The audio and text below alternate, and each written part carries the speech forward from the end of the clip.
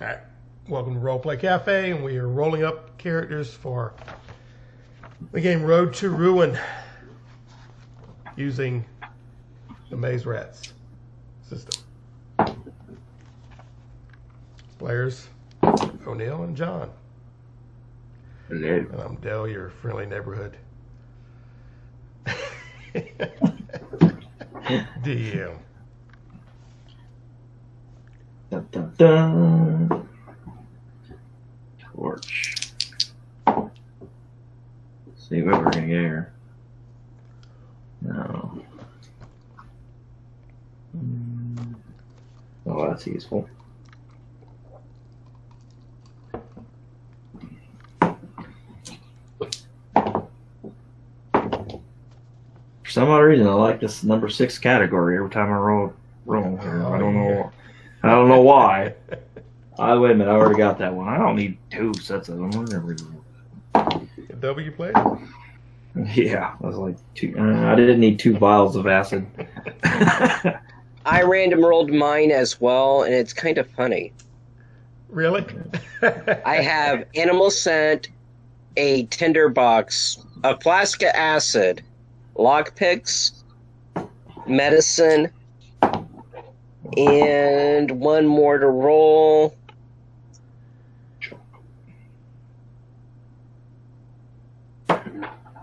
Caltrops. Okay. Now, of course, I'm You say cow drops or cow drops? Caltrops. Well, cow drops would be just as good too, you know. Yeah, use them as a weapon, yeah. Yeah, just fling them. All right. Oh Lord. You got yourself all set up? Yeah, I'm cool. I'm gonna vial of acid, a torch, medicine, a vial of poison, and chalk. I don't know. Maybe we can play Skippo or something, or some kind of game of chalk, I guess. Yeah. Do you want to state when we played this game? I did a bunch of random rolls that populated the setting, their environment, situations that the guys could get entangled up in, NPCs and all the rest. Oh yeah. So, all right. The next one is to choose your. And both of you should at least write down you got a backpack and a belt. Yep. You keep 2 items on your belt and the rest of them in your backpack. Like I said, whenever you have to fish something out, it's going to take you 1d4 rounds. Fish it out of a backpack if you're in, dire straits. Choose your combat gear. PC start with light armor at a +1, and your natural AC is a 6, and it's ascending. So you start with +1, makes a 7, a shield, which can be splintered. You've chosen at any point in time. I believe, I'll check on it, but I believe whenever you get critically hit, but probably not. +1 armor for the shield, and 1 hand, and 2 weapons. All right. Now, weapons are going to be pretty general. I know you got to play fantasy RPGs, so you know all the weaponry out there: axes, daggers, maces. These are light weapons. Daggers, maces, short swords, flails, one-handed spears, etc. Okay.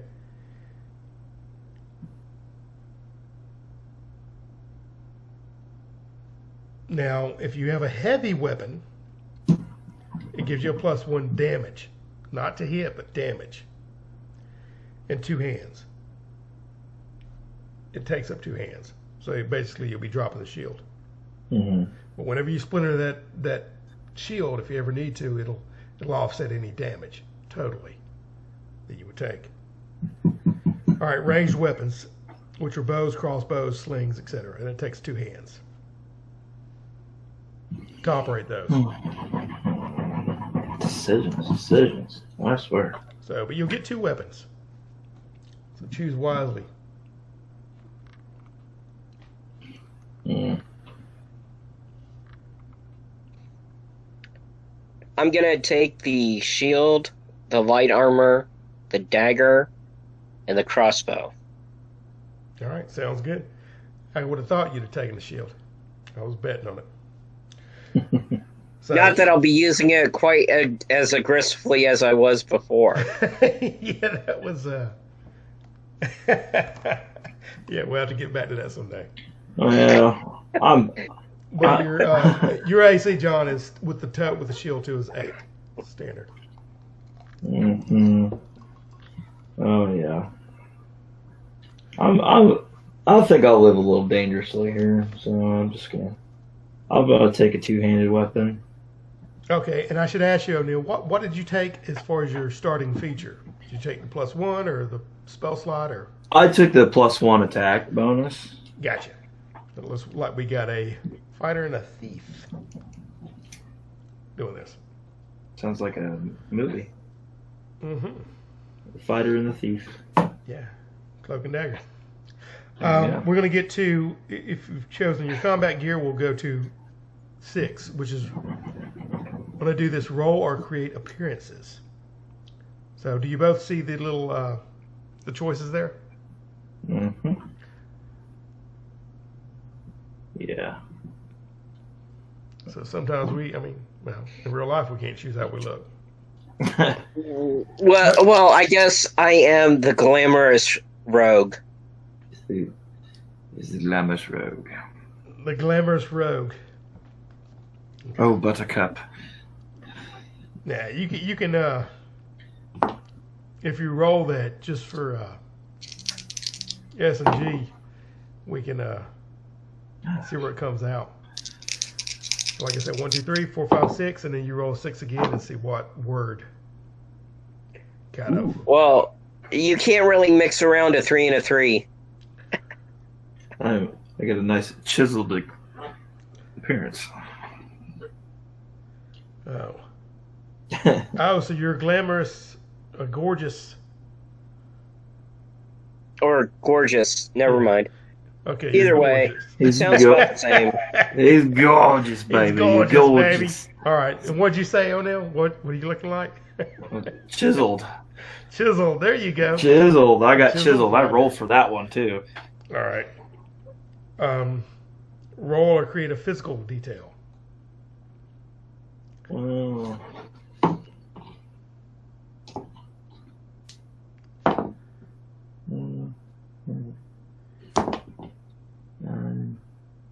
Shoot. I felt my dice.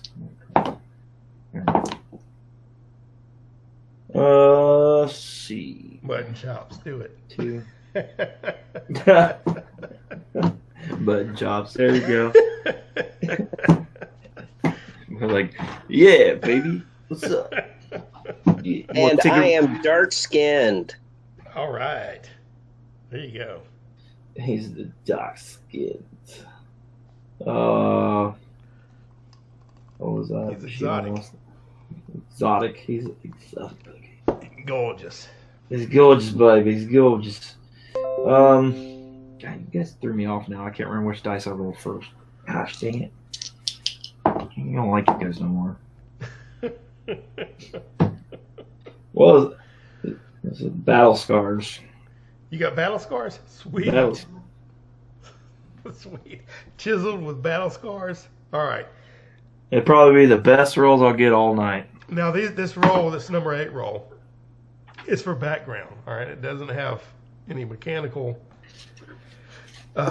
directly mechanical aspects of it, but it will be taken into consideration if you ever need to, you come up against something that has anything to do with your background.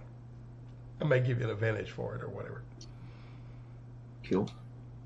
Or you just may know it.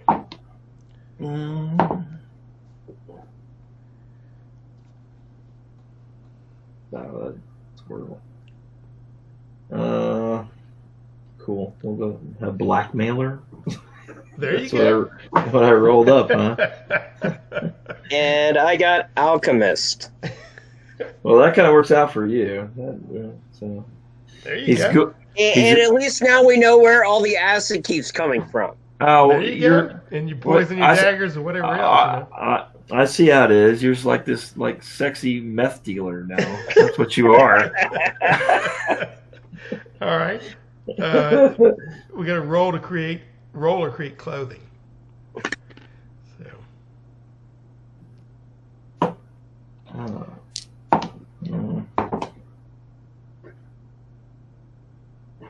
Patched clothing. Wow. Oh, okay. We call you For- patches. Patches. There ain't no funny patches here.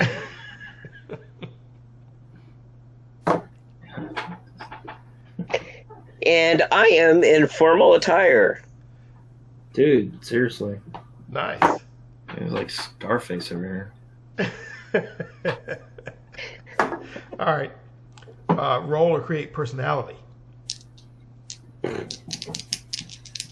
We don't need a roll for that one. I already have my own. Thank you very much. John's gonna be know-it-all. Nah, even funnier, driven. Well, we'll go with loyal. Ah, okay. Got a loyal streak in you. A blackmailer, but you're loyal now. Something must have happened. Change of heart. No, he's willing to blackmail anyone he's not loyal to. There you go. Yeah, I like that one. Be like, I did some time in prison, man, but I came back. I got turned around.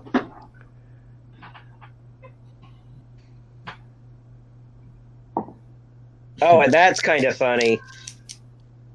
What's that? I have flowery speech.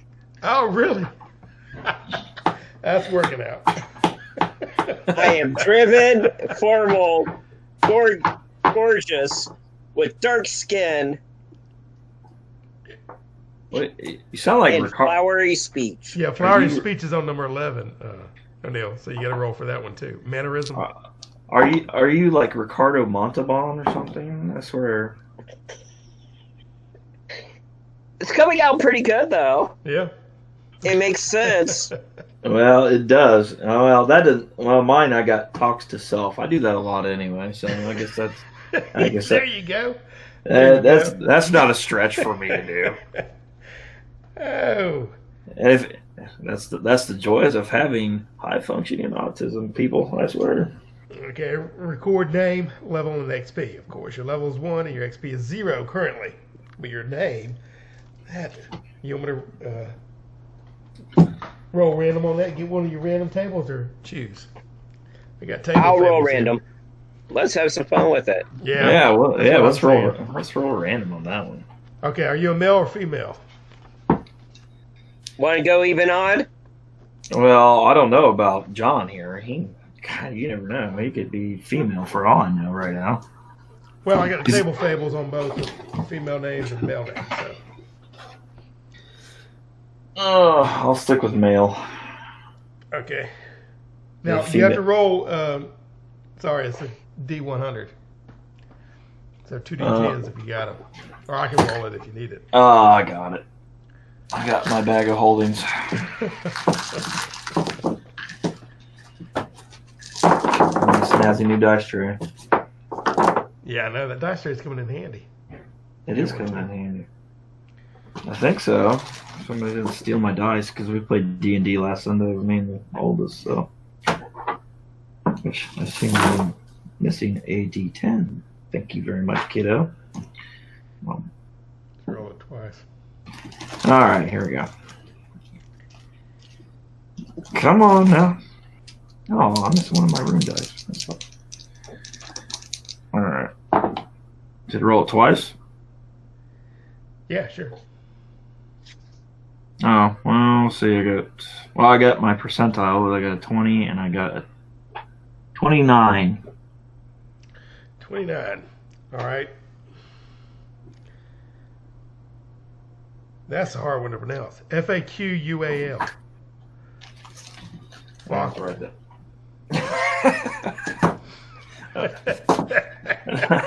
No. Now look, roll it twice. We'll Man. get your full name. Well, Maybe that's your yeah. last name. You can Lord, rearrange it. call me Lord Farquaad. That's what I'm saying. Jeez. 36. 36. Okay. Galver Farquell.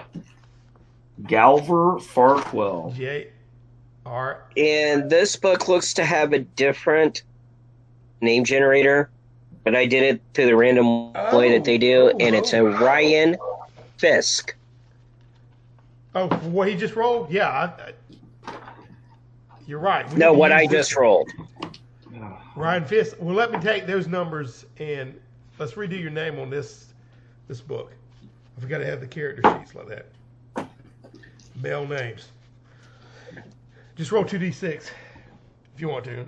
I'll let you pick my options. That's funny. Keep it with one book.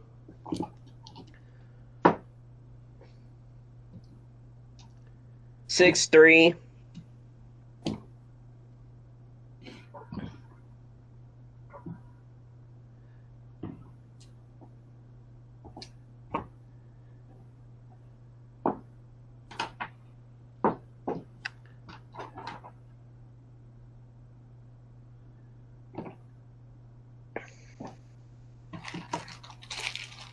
All right. Did you roll yours, O'Neill?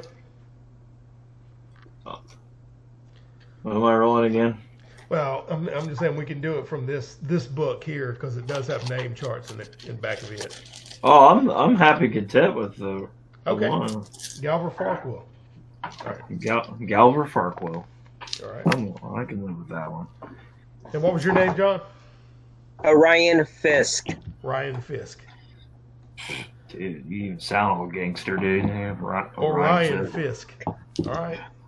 Sweet.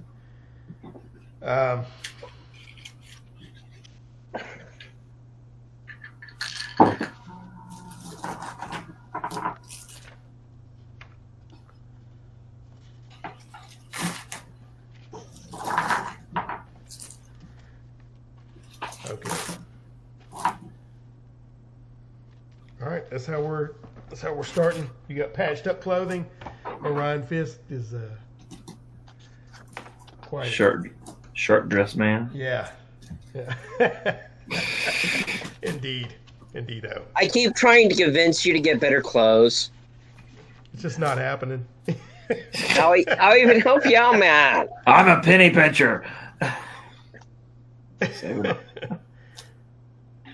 All right. Now, let me see if there's any money starting.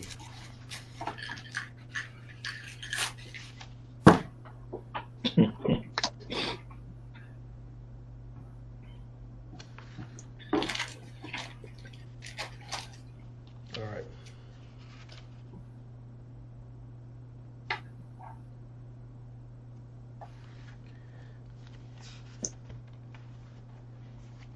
Trying to see if you can start with any coins whatsoever.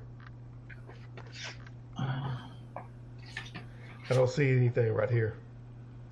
So you're both down on your luck right now. You've already drank up all your money before. Mm-hmm. You find yourselves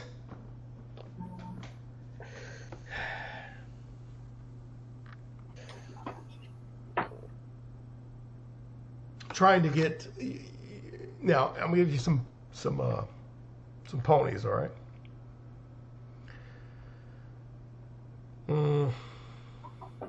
Now let me roll that.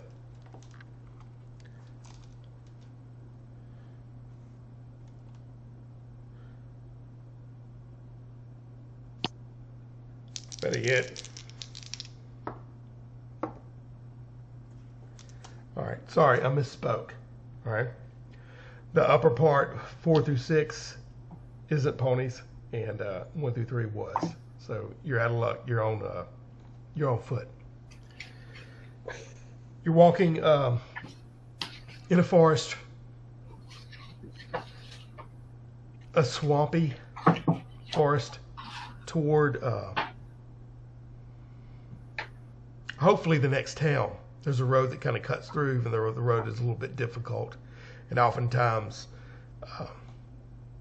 tree branches and some of the path is washed out. It's not a well-traveled road by any means.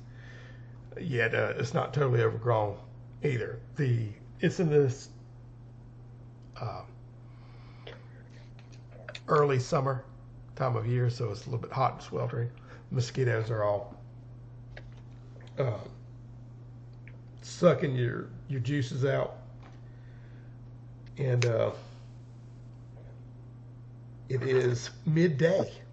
Now there's breaks in the humidity and the sunlight on your back through the trees and foliage that are blocking you overhead, but it is still sweltering, and the stench that's coming out of this, it's almost like a rotted swamp. It's festering. It's almost like it takes your breath away. Makes you quicken your pace because you want to get off the road, or at least out of this area. All right. Smell of death or animal decay, it hangs heavy in it. I'm going to be checking for random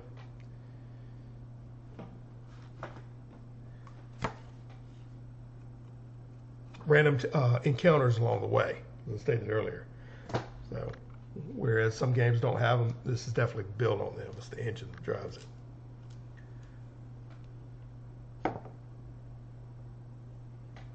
Okay, you've been walking along for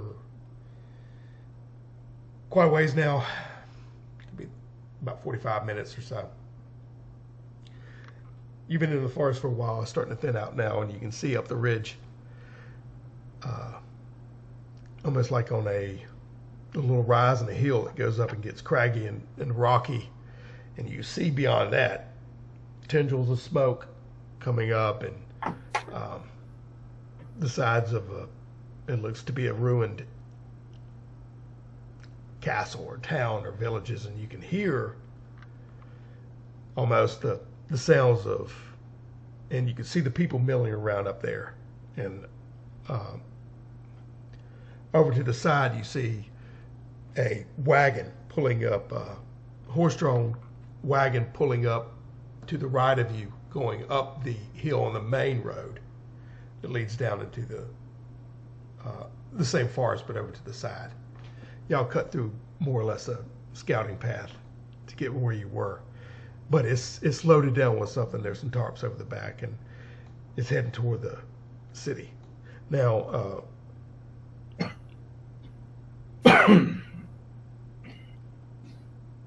what you have heard and what made you want to drive in this area, need for coin primarily, and to get to the next place. But with the town you had left said that you'd ever heard some people and spoke with some people in the tavern about that there was a lot of opportunities for, and it's no secret, no large secret, but there's a lot of opportunities to make some coin by the hunting down and of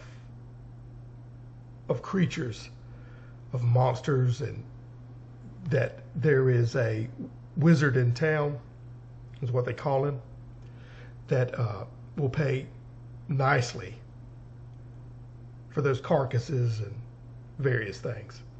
But you have to get, they usually have a posting in town with all of the currently desired specimens that fetch the best price, for what it's going for. So, and there's a lot of hunters and a lot of trappers and traders and whatever like that that's how they make their living, right? You guys are not from this area in general, but passing through. But this does seem like a very, very lucrative opportunity. But anyway, you're on foot, so it's probably, if you continue on in this direction, it'll take you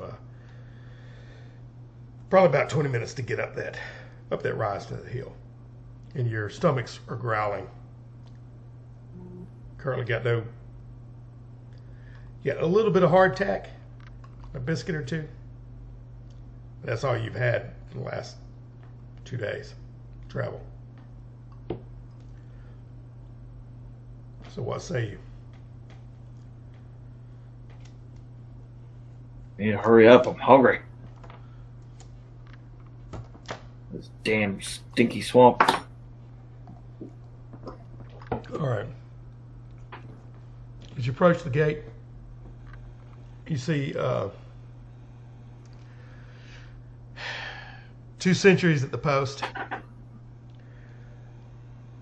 They look to be rather well fed and just chewing the fat. That wagon that you had seen, you look in through the gate, and it's gone further into the city.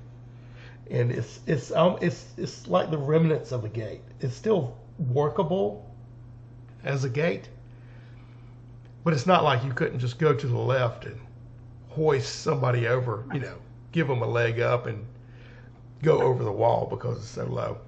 There are, however, tents pitched on the outside of this wall. It seems all the way around, several families milling around, kids running. There seems to be,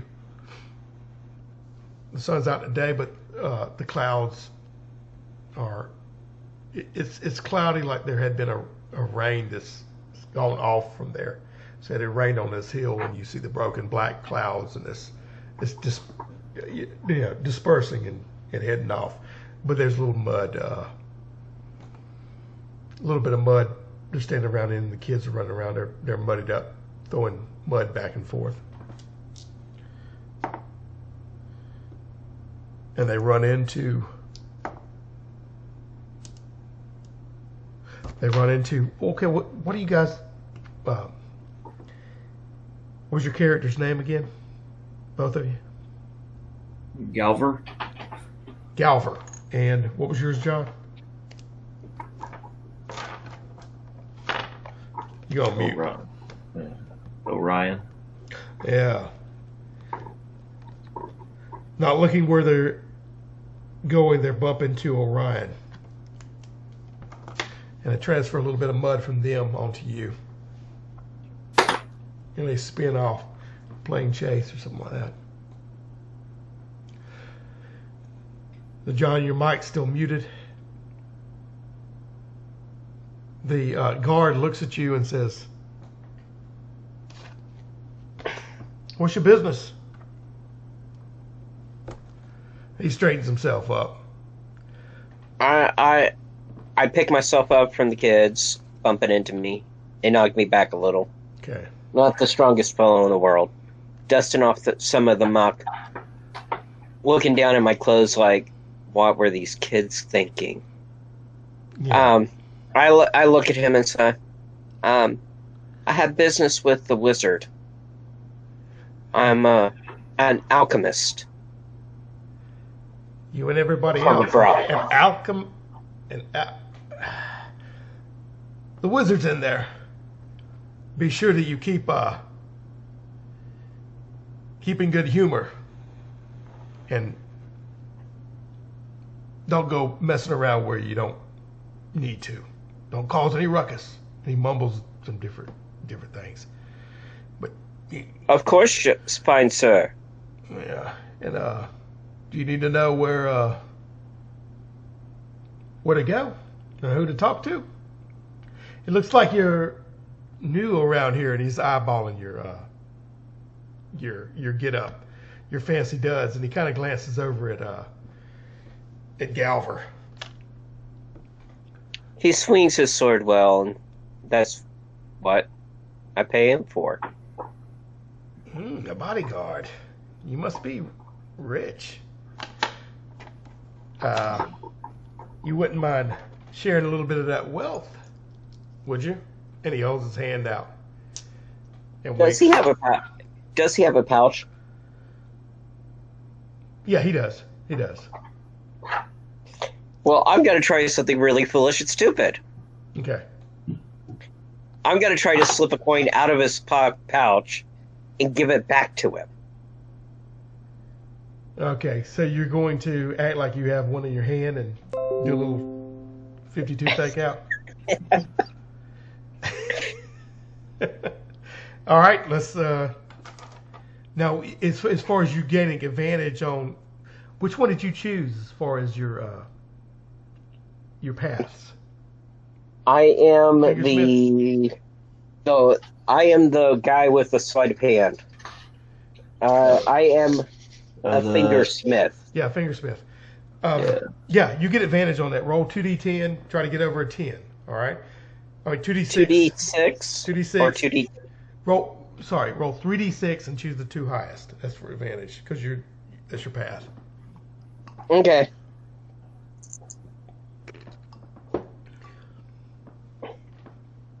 And do you add anything like dex or anything?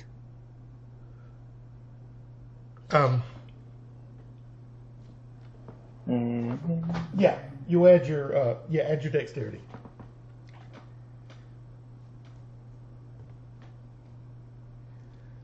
Okay, that makes it a 10. Okay. Well, I have no clue where my book just went.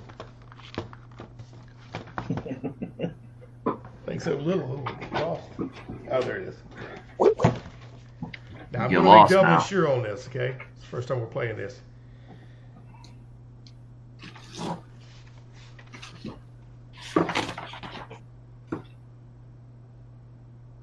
Yeah, you add your dex. +1. All right, is your dex currently a +2 or 1? My dex is a +2, my will is a +1. There you go. So +3, you roll 7, that's 10. You reach your hand in and grab a coin like you're saying. Mm-hmm. He seems that he's kind of smiling. He's got a little chicken grease on his hand. He had one chicken. You had seen him eating the chicken whenever he walked up and he put it down and was wiping his hand off. And that's when he reached out, right? So you lean in and drop it in he hears it clink and he smiles. And he takes his hand and he pats you on the shoulder and says, "Go in, my good sir. Your bodyguard too." Thank you much. And you hear him jawing as they leave. All right, as you leave. And when we get in town, I try to weave us through the past so that it's kind of hard to tell exactly where we went. Sort of that stealth but not stealth, blending in. Oh yeah. Oh, so you just want to weave in, but not make a scene. Basically, I'm just trying to make it so that he can't realize that I just picked his pocket and then gave it back to him.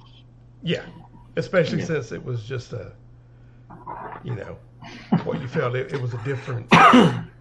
If you glanced at it, it was no more than just the smaller coin, which is the copper. All right. Now, Sneaky bugger. I'm glad I you look said at him that. and smile and say, I wonder if he's going to realize that he's got his own coin. Well, yeah, I'm glad you said it intermixed because as you get in a little bit further and you mix in, and that wagon that you had seen had been stopped and paused. It looks like you walk kind of on the other side of that, which is now between them and the guards, and then you hear him raise up his voice. "Hey, that's not a goal. He swindled us." All right, and they're milling around, and they if you peek at them, around the corner, they're looking in and trying to find you. But it is really a throng of people here. There's still people in here. It seems very, very cosmopolitan.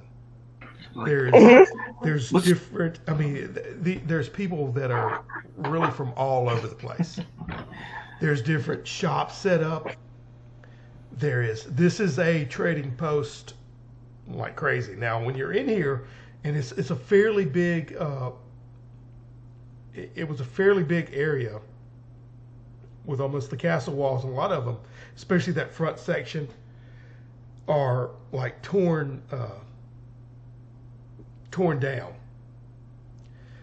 Halfway down, looks like they've been battered down. There's one still large stone that's fallen over on the inside. It looks like it had been shot out and went through. The kids are playing on that. They're jumping and running around. There's an inn. You see to your left, there's various people from various races and various, affluent, but there are people with, it seems, a mix like you two guys are, where you have like the poor type that seem like almost a bodyguard for the richer type. There are groups together. A lot of them have bows and arrows, and they have weapons, and it looks to be like teams of people.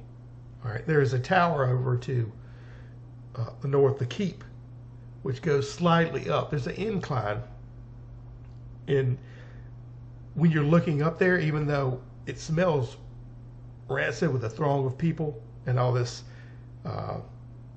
refuse around, there's a lot of actually there's people and there's cattle and whatnot being brought in off the street. I mean, from the outside, from pastures that were further out on the other side, lay of the land as it went down. But for a second there, you get a whiff of almost like a sea breeze, even though it's rancid, right?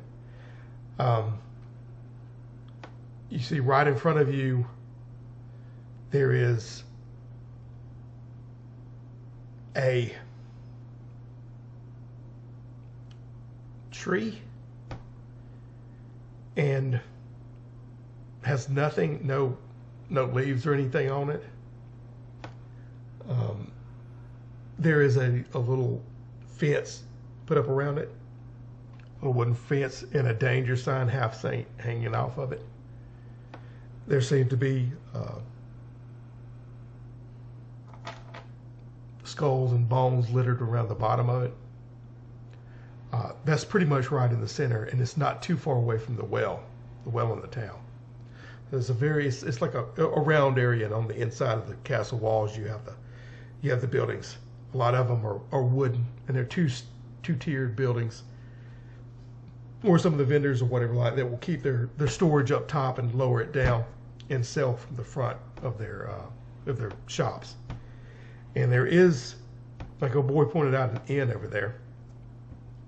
Have a little fun with this. I'm gonna name the inn real quick. But you guys can decide what you're doing. You see over to your right. When you enter this, immediately to your right and over there is a large, almost like a large hall, but it's doubling as almost like a stock yard, because there's people pulling in all these stock animals. There's another area where it's still connected to the building, but there's almost a storefront in there, and people there's the wagon that you walked around to kind of obscure yourself from the two guards. They're in a line of different wagons that are going up to that area. It looks like somebody's there has gotten off the wagon, and they're talking with the store owner there, and that's all in that one building. So it's like two separate main sections, and then the inn is to your left.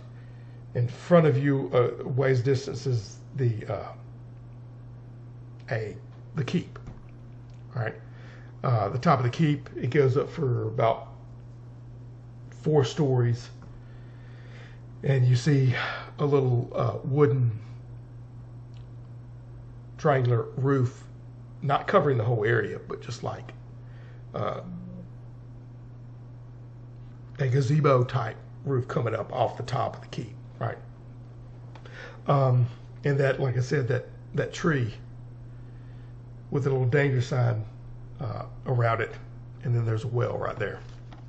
So that's what you're seeing. I'm gonna roll just for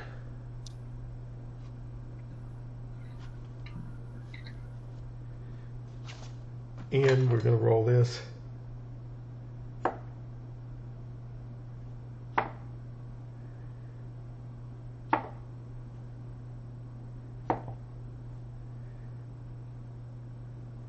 The inn is called the Tipsy Bell. The Tipsy Bell. All right. And that's a tavern, too. It's inn and tavern. All right. It's about twice as wide as any of the regular storefronts out there.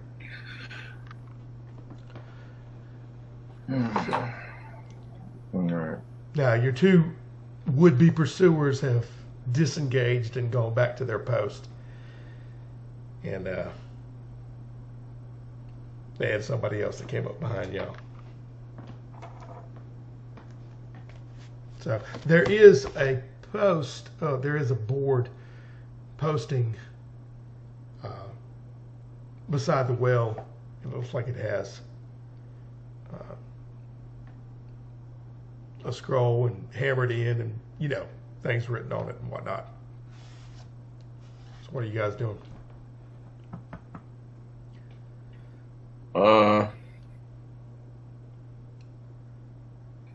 Being I'm hungry, I'm gonna try to make my way to the Tipsy Bell and see if I can somehow convince somebody to front me some food. Okay. You're walking over there. Are you going with him, Orion? Sure. Okay. You're walking with him. A little boy runs out expectantly from around the corner, and then his face drops. And he turns around. Little slack giant walks back, sits on his bucket right beside where they stable the horses. All right. You guys walk in, and you see a big burly guy wiping the bar down. Before you see him, swaying in front of him and back of him is a girl at or a rather plump woman bent over the fire. You know, there's a huge kettle inside the fireplace, which was one of the chimneys that you saw positioned forth the smoke. And she's going at it. Welcome, welcome, gentlemen. Come in. Mm-hmm. Kick the dirt off your feet. Sit down, Martha. And she pulls her head up and looks at him. Yeah, Joel? We got visitors. You guys are staying tonight, right? Get them some biscuits. And an ale. You'd like an ale too, right? We've got the best ale in the county. Yeah, I'll take some of that. And now he's coming around the bar or whatever like that. And he's grabbing you both by the shoulders or whatever. And shaking you and grabbing your hands and shaking them, you know. Sitting you down and pounding on the table. Martha, hurry up! These men thirst. Aye, and they look hungry. Especially this slight one here. Looks like you could use a meal, lad. And he's looking at you, all right. Yes, sir. He turns around and almost like not even paying attention as you whisper, yes, sir. But And he goes back around the bar and he lifts two mugs up and starts filling them from the tap. But unfortunately, we are adventurers a little down on our luck. I'm a healer and I've come here to try to find work. For a healer, there's work. Oh, there's work aplenty. I bet you. There's work there. Ever since the wizard came here, he's been an endless source of flow of money and patrons to our little establishment. People come from far and wide. So if you can't find any work from him, I know it's dangerous business he set you about. So there may be needs for a healer. Well, I do a little bit of alchemy as well. Alchemy, I know of nothing. The only healer we have in town, though, is old Randolph. He'll cut your beard and then bandage you up. But he's old and frail, you understand. He's been here forever. Mm. He's near 36 years old. Wow. Yes. He got a tooth in his head. His breath smells to high heaven. Then he laughs and throws his head back and pounds his thing like that. And then he's walking back around the thing and then says, I know you'll have some work, friends. We'll put this on your tab. There's work aplenty. Well, I thank you No need to much. go looking far. Let me get your names, and then he's writing names down. Martha! She's like, yes, I'll be right back. And she's coming around the kitchen, out of the kitchen, holding a tray of biscuits, and waddles up to you and sets them down, and has a little vat, and she pushes two trays and pours some gravy-like substance over them. And I forgot. She looks at you and you want a utensil, don't you? You don't eat with your hands. I'll be right back. So she runs off to get some utensils. And the gravy does look good. It's steaming. It's frothed up. There's probably a fly or two in the mix, but other than that, you're hungry and they got a little food on them to fill your gullet. All right, you want to ask him anything or do anything? Eat. Man, we need to find some work, man. We gotta find that wizard. Okay. What do you think, Orion? I think that's where we should go. I think that might be a good idea, and also I think that there may be some other opportunities. More the merrier. I'm looking to fill my pockets. Okay. While y'all sitting there, a young woman burst in, and she's all excited.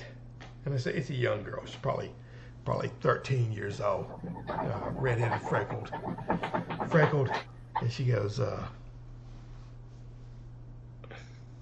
"There's going to be a hanging," and she's all glassy-eyed and smiling and stuff like that.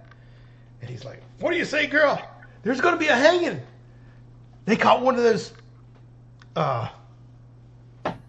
fingersmiths out there picking from one of the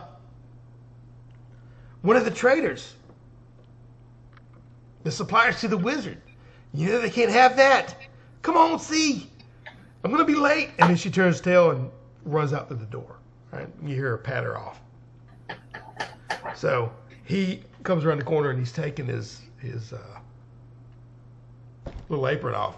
He's going, "Martha, watch the bar. I'll be back. Keep the house." And he's walking past you.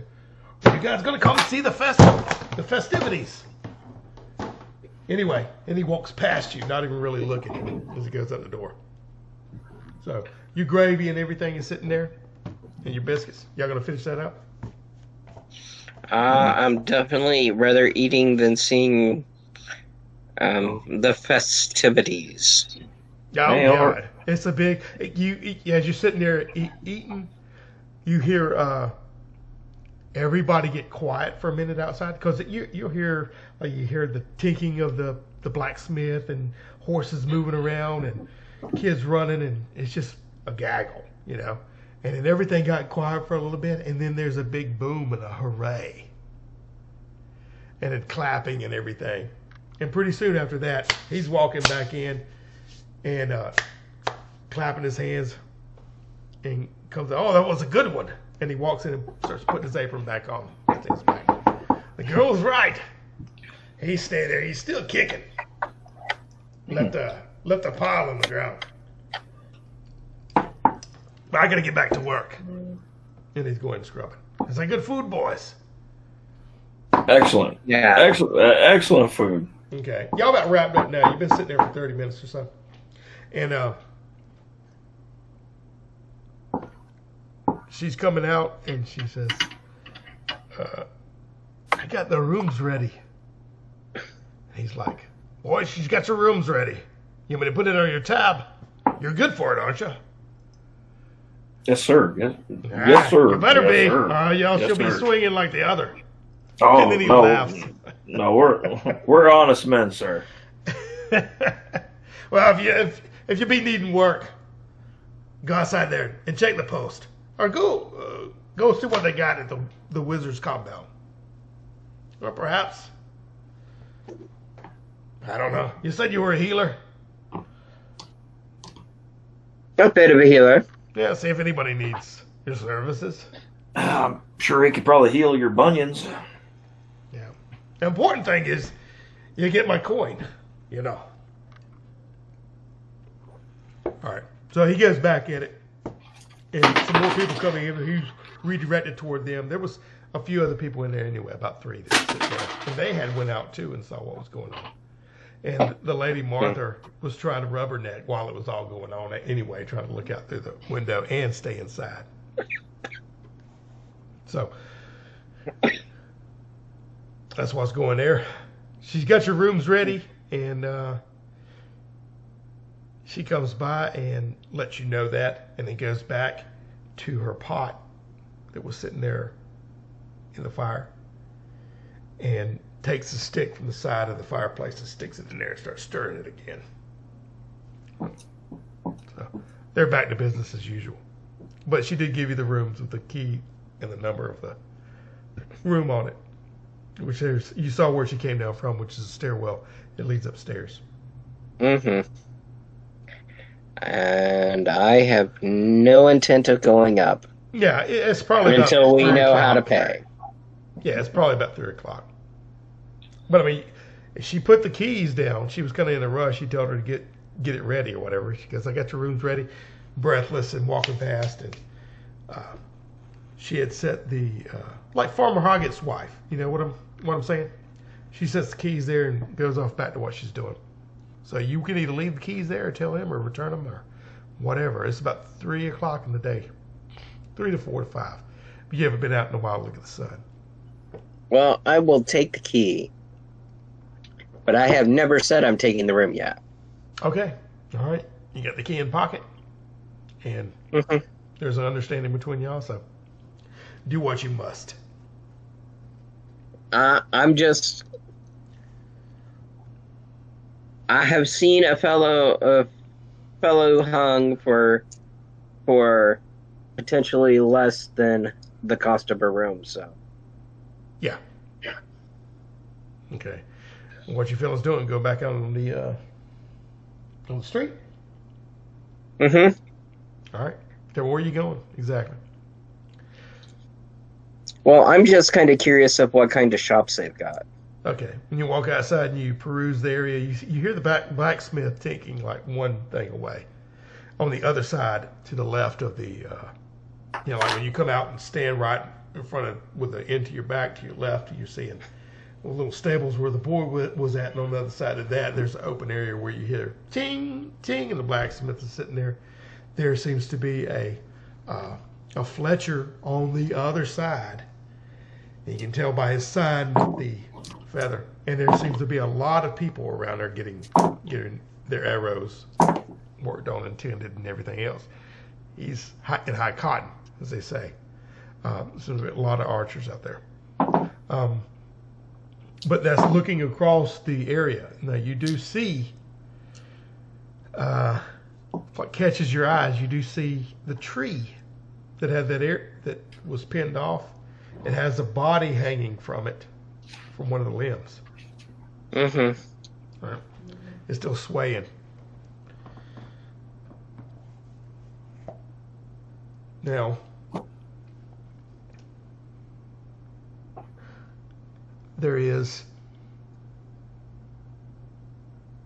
doesn't seem to be, there is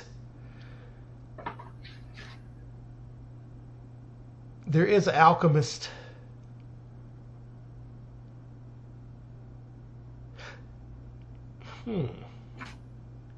I'm mainly just looking around to see what kind of businesses there are and to see if I might be able to sell some of my alchemy wares to the either general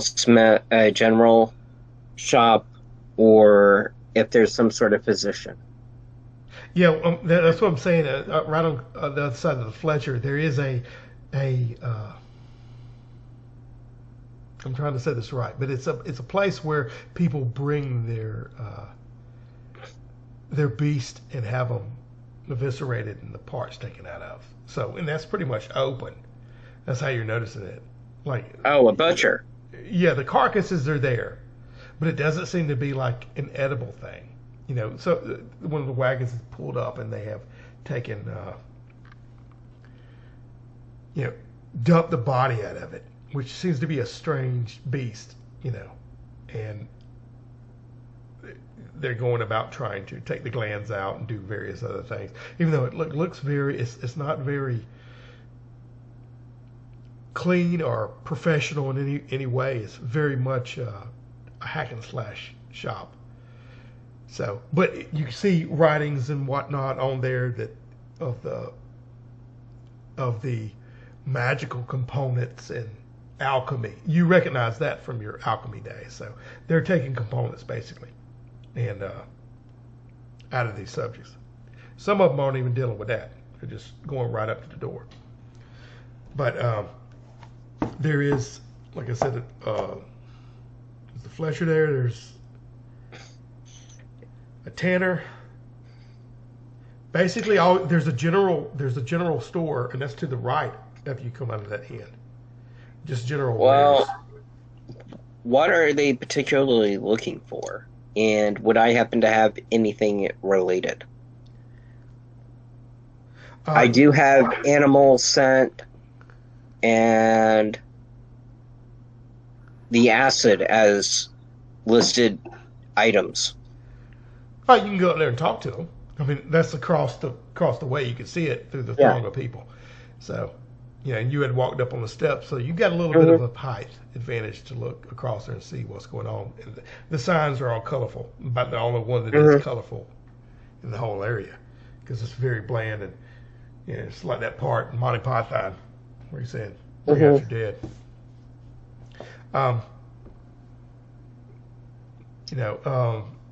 But yeah, this place is really, and there's even the people that were outside around this town are like, it's like a flea market of sorts. There's tables everywhere. There's hawkers. There's people trying to get money any which way they can from the caravans that are coming in and out of this place, trying to do all the trading with the main house there. That seems to be the main center of business. Is that Hall stock yard house right there, where they're ferrying all these beasts back and forth, and just regular cattle and whatnot. So okay.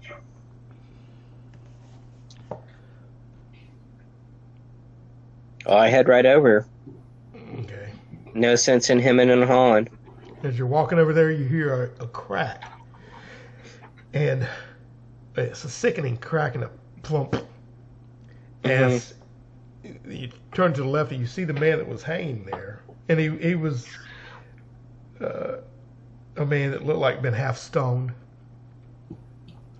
and that you see stones, in fact, and bruises on him where they had been throwing rocks at him while he was hanging on the tree. And what's weird is the bottom of the roots there's a root that came up and grabbed the bottom of his leg and had distended him and stretched him out as the branches from the top and torn him apart, and the bottom part fell and hit the ground. And so his upper torso and body are kind of still waving in the other one. All right, and then it drops and it hits the ground. And then you see the roots reach up and slowly wrap around the body and start to pull it down little by little into the ground. The wet muck, as it were. I nudge my companion and say, "That's kind of disturbing." I don't know, man. That's kind of efficient. All right, y'all get over there. You want to talk to the guy? I know I'm not thinking that word after the game's done, but that shop where they're butchering everything up, and it's like they got so much of a back catalog. They're in the weeds. They're trying to get through everything they can. Everybody's working. There's dirty, bloody tools around. The carcasses of these animals that you've seen are really not natural. Now, I want you guys to know, outside of game that you're used to seeing things that we're used to seeing in life. These creatures are not. You're not used to seeing in this setting magical, as it were, creatures or weird creatures or mutated. Like, this is all out of game. I'm saying, but this is what you're seeing. They look to be hideous mutations or amalgamations of different creatures that are kind of put together, like almost, a Frankenstein. Whatever. But they're natural. Well, they're sawing them apart and they're hacking them apart, and they're not taking, as you see it with your alchemy, they're not taking any care to make sure that it comes out in whole. You know what I mean? Like if they reach in for the heart, they're still just cutting randomly and trying to get through as fast as they can. Then there's a guy over the corner, and you try to address him. That obviously is taking the money, and he's dressed a little bit better than the rest, and they look like butchers. I mean, they're splattered with blood and some kind of ichor of various type, and they're still smiling. They're going at it, and them coins, you hear them dropping and ringing, and he looks at you. I have no time for this. Do you have? Get in line. Get in line if you have. I cannot talk about this. Get in line if you have. We don't need any help. Do you have something for us to cut up for the wizard? I was trying to find what you were looking for. I'm not looking for nothing. Nothing. I have everything I need. And he comes back and laughs, and he looks down. Now, where do you have that that flask of acid? I had already pulled it out before I was going. Okay. Well. And I look at him and say, well, I thought a professional alchemist would be someone you would be interested in. But I guess you're too busy. But you're hacking and slashing. Before and you fully get out. When I say that, as soon as I say it, I start to turn away. Okay. When you do, what I'm saying is, because he was barely looking at you. He's got other people. Like, you had to poke yourself in, and he's got 2 or 3 people, right? So he's busy raking in this coin and giving them change and whatever like that. So he's kind of in the weeds. And that's when he says, what do you want? And looks at you, and I have everything I need. And he laughs, and he comes down, and he sees that. He says, what's that? That in your hand? You don't need this. I proceed to try to walk away. No, wait. I can. We can use that. We're running low. It is acid, It is acid. We need to dissolve some of this. Good. Set it here. Will this work? And he scrapes up a couple of them. He's not even really looking at it all that well. All right. Then when he's flying so fast and going so much, he hands you 3 coins. All right.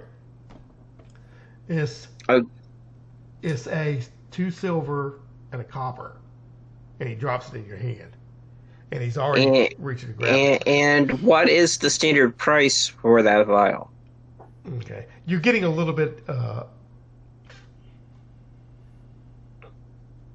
that's a little bit under what you need.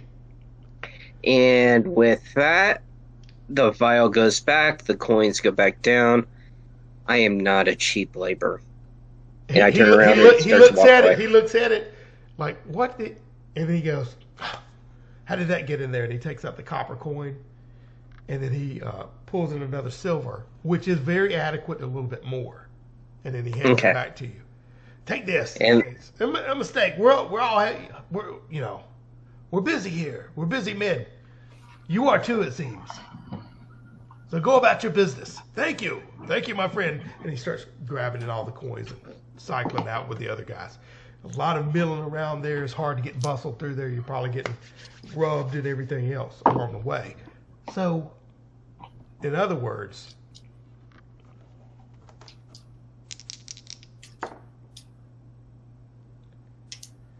I want you to roll a wisdom danger check. All right?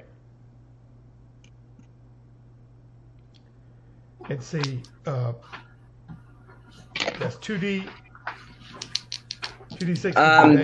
That puts me at 12. 12.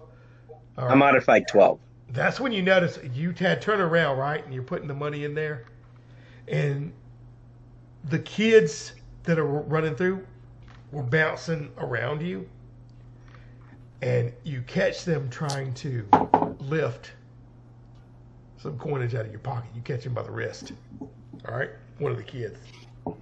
And he starts crying, and he goes limp, and he's hanging down. Let go of me! All right, but he's got his little tight-fisted hand around one of your silvers. And I look at him and slide my silver out of his hand. Yeah. And I look at him. No, mister, please don't hurt me. And he's pulling back. And that is going to be an 11. To subtly slide it away from him. And I look at him and say, it takes one to know one. All right. You did it. His eyes go wide a little bit like that, and we let you up. He backs up, almost stumbling, and then he turns around and runs and catches up with his buddy. And before I let him go, I say, remember what happened to him. Learn where to find your mark. Okay. Well, when you say that, he's like I said, he was looking at you wide-eyed, and then notices where you're looking at, and his face kind of contorts a little bit, and he shrinks back and stumbles back and turns around and runs and catches up, and you hear him crying a little bit with his buddy. Waiting to disappear around the alley. All right. Make that poor kid mess himself, didn't you? Yeah, but you can't tell because it's all intermixed with the mud. Yeah. And it smells like that anyway, so. And I look at you and say, would you rather have gotten our silver? We need the money. I suppose you want me to sell my bottle too. You aren't asking for your daily wages. I didn't say anything of you. Asking for your daily wages, Galver. He told to avoid that he hired you. Yeah, boss. How much you gonna pay me today, there, sir? You got some coinage there. Sharing is caring. We have some coinage, and you obligated me already. Yeah. All right. The throng is even more. Is almost like a busload. Comes in. Another two wagaloads come in from outside, and everybody's milling around. Out there still. The throng is heavy. Now, looking at the butchers going at it, can I tell what they're mainly going for in these carcasses? Because you deal with alchemy, and this is... And I deal in medicine, because I've got a medicine kit. Yeah, but this is a little bit, like if you're dealing with you yourself dealing with either poisons or health or plant-based stuff, you recognize that they seem to be going after glandular things. That's why it was taken out and set over to the side. Organs of different things. Mm-hmm. Shirley, why you yourself in your own? Give me a wisdom roll, okay?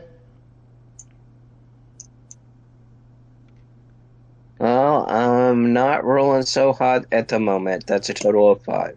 Okay. The only thing you can ascertain, and from what he said too, was that they're taking these parts out and kind of breaking them up for the wizard to expedite, what he's looking for, which old boy had said at the gate too, because, of what. Yeah, but old boy at the gate said there was a sign of what they were looking for, and the guy said they aren't looking for anything. No. This is not. Sorry, this where you went is a separate building. Is not part of that big main thing. These are guys that are doing it over to the side. You see what I'm saying? That's why some of them are going straight up to the building, and some of them are going to that butcher. Okay. To go ahead and take those organs out, as it were, like that. But some of them are just going straight up there. So they're just making a little side money on the side. So, yeah, it was. You could tell it's almost a different type of, it wasn't associative, it wasn't business. a good business model. It was somebody on the side that had set up something that's just taking advantage of it. And they didn't, by the way they were cutting them up, they didn't know how to do it well. That's how you can, you can discern that. They weren't using a scalpel, Yeah. they was butchering. So it's probably harming the product more than they were helping them, But anyway, no, what I meant about a sign is there was going to be a posting in the center of town of jobs, of items, organs, that may be needed. Okay, then I would go be looking for that. Yeah, that was right beside the well. And the well's a step away from the tree. Hanging from the door. So you guys, I give the tree a very wide berth. yeah. Now you can almost see when you look at that tree, it looks kind of weird to the eye, like it almost undulates underneath the bark and moves a little bit, right? Almost like it's pulsing or breathing or has some kind of life to it. The other, when you go down there and look at the sign, there is a list of various. You recognize the word alchemy.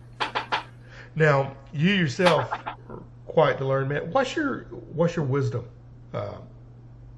Galver? My will is +1. Yeah, you will. Sorry. I'm still associating that with that. Okay. So. Yeah, you're fine. Yeah. And what about you, Galver? My will is 0. Okay. Well, you really can't read this all that well, okay? You can read like your name or basic stuff you can recognize like N or whatever, but you're not going to be able to read much. Now, Orion can. You can make it out because of some of your earlier studies with alchemy and whatnot, knowing what's written. And it's written in very plain common tongue. That somebody, whoever's leading up an expedition, can read this stuff, even to the illiterates, and get it. So it's written very coarsely but directly about items that are needed for alchemy processes, for whatever. And it just goes through a list of different glands, which a lot of it is very unrecognizable to you. But it says, it just has, you haven't worked in that field yourself more so than plants and whatnot. Not necessarily animals. This is kind of a new thing. We won't do that. How can you concoct something from, at least not to the degree it seems to be fashionable around here, where people just constantly need this volume of it. It's not right. Anyway, but yeah, a lot of it has to do with glands and what of it, and a lot of it is kind of crudely written, so you can understand yourself what portions, and it's very much like a butcher's way, like we need the head of this, or we need the whatever, but a lot of it, a lot of what you see out there, which would legitimately shock you, some of these beasts that were laying there, they're not natural. There's no name for them that you know. So these aren't designated with names. It looks like people are going out there and just killing whatever they can and basing it on luck whether or not they hit the jackpot or the mother lode for these parts. So they're taking it to this guy and he's hacking it up, or either they're taking it directly to the house, which they have their own in-house butchering shop, and they're doing it that way. So anyway, that's what's pretty much going on there. So you can ascertain that.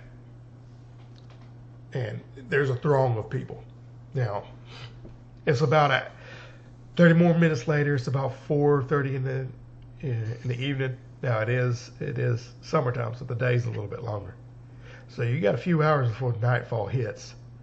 But you hear that wow. Well, I'm gonna look at the guy who's buying all these carcasses and looking at it as going right, and see if there's an easy target for me to poach one of his purchases.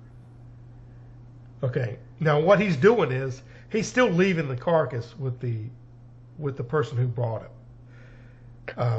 They get everything. They're just paying him a portion of money. What's essentially going on here is they're paying him a portion of money to butcher this animal up. Right. Because they see it, but they get to keep it. But they got enough money to do that because they think they're going to get a bigger coin. Okay. What I'm saying is, I'm trying to, with the anatomy knowledge that I would have, Yeah. as a healer, basically I'm looking at them like an autopsy, Gotcha. trying to figure out what they're going for. Yeah, you can ascertain that, and like I'm saying, you'll see a lot of glandular stuff, and the head of beast, and different things. Like they'll be tearing off the horn, they'll be tearing out the eyes, they're tearing out sacs from inside of them, they're tearing out the hearts, all the vital organs.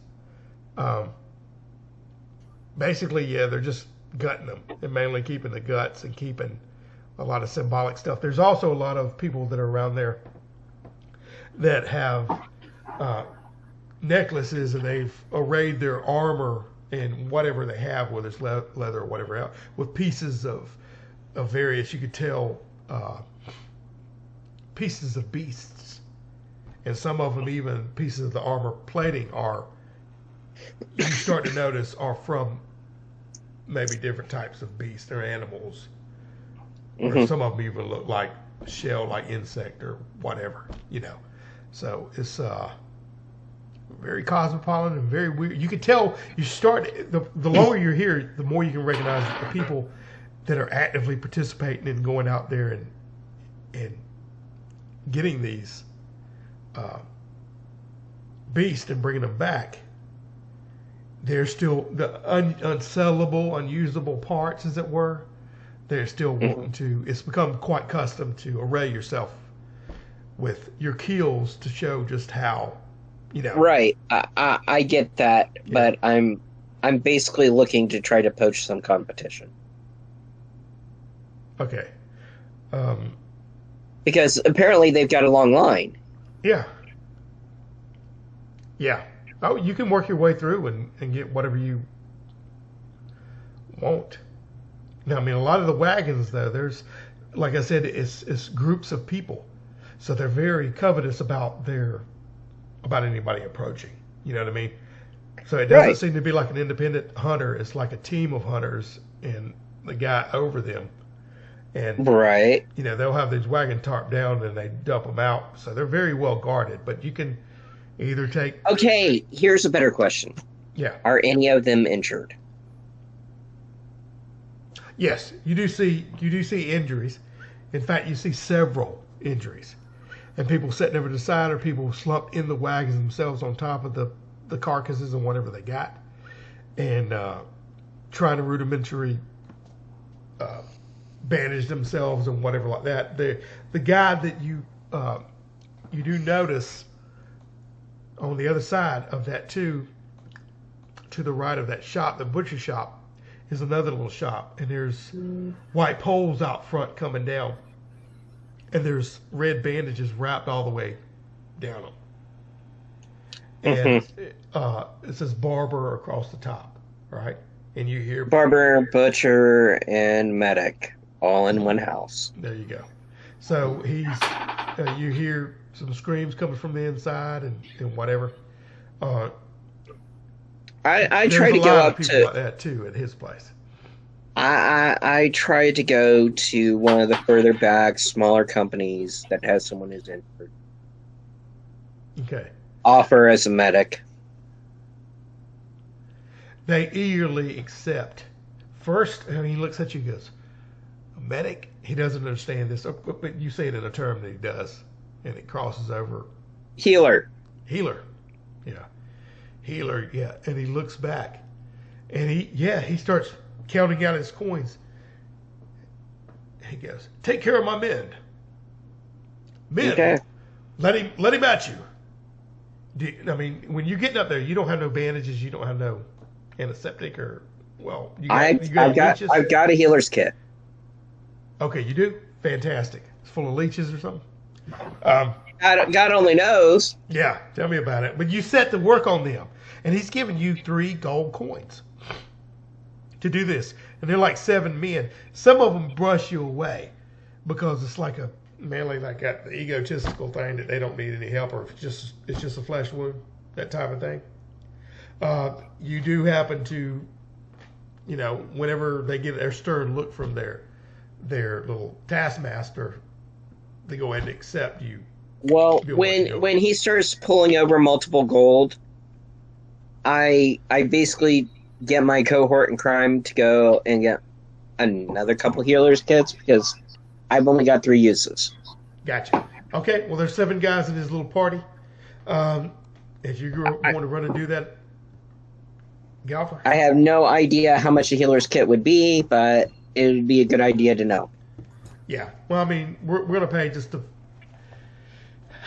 probably looking at a silver for each kit. All right? Okay, I have no problem with that as long as they've got 3 charges, like this one does. Yeah, exactly. So you could get by actually with just one more kit if you wanted to use both of them up, So. Well, I'll probably have him get 3 kits. That way we've got extra as well. Okay, so you just successfully in a couple of hours' time, donning and taking off, cleaning areas, as that wagon moves up slowly, and everybody's sitting there in the heat and burning up and whatever. And I look at him and say, well, there's not much difference between cutting up that and cutting up them, right? It's falling out of me. He looks at you, and and this grin splits across his face, and you see, and I tell him, I say, also, they're butchers. I'm medic. I'm a healer. Okay. I know how it's supposed to go in, and I know how to take it out. And he goes, I could use someone like you out in the field. That's what he says to you. He looks at you, I could use someone like you out in the field. And this smile splits across them. All right, so you successfully changed out your 3 silvers that were spent. You got still 1 healing kit, and you got 3 gold in your pocket now. That took all of about 2 hours. They're finally up at a place, and he just goes past the little butcher shop. And he goes up to the area. Now, I don't know if you want to take him up on his job. On his offer. Well, I mainly want to see what he's bringing in and try to eviscerate the thing more cleanly than the guy that's up there. Yeah. Basically, I'm trying to get him more money for his goods. Okay, he says, while you got, it takes you a little while to do that, but it's going to take you about enough time to where when he's up there, you will have did what you need to do with healing the guys and taking care of all the specimens.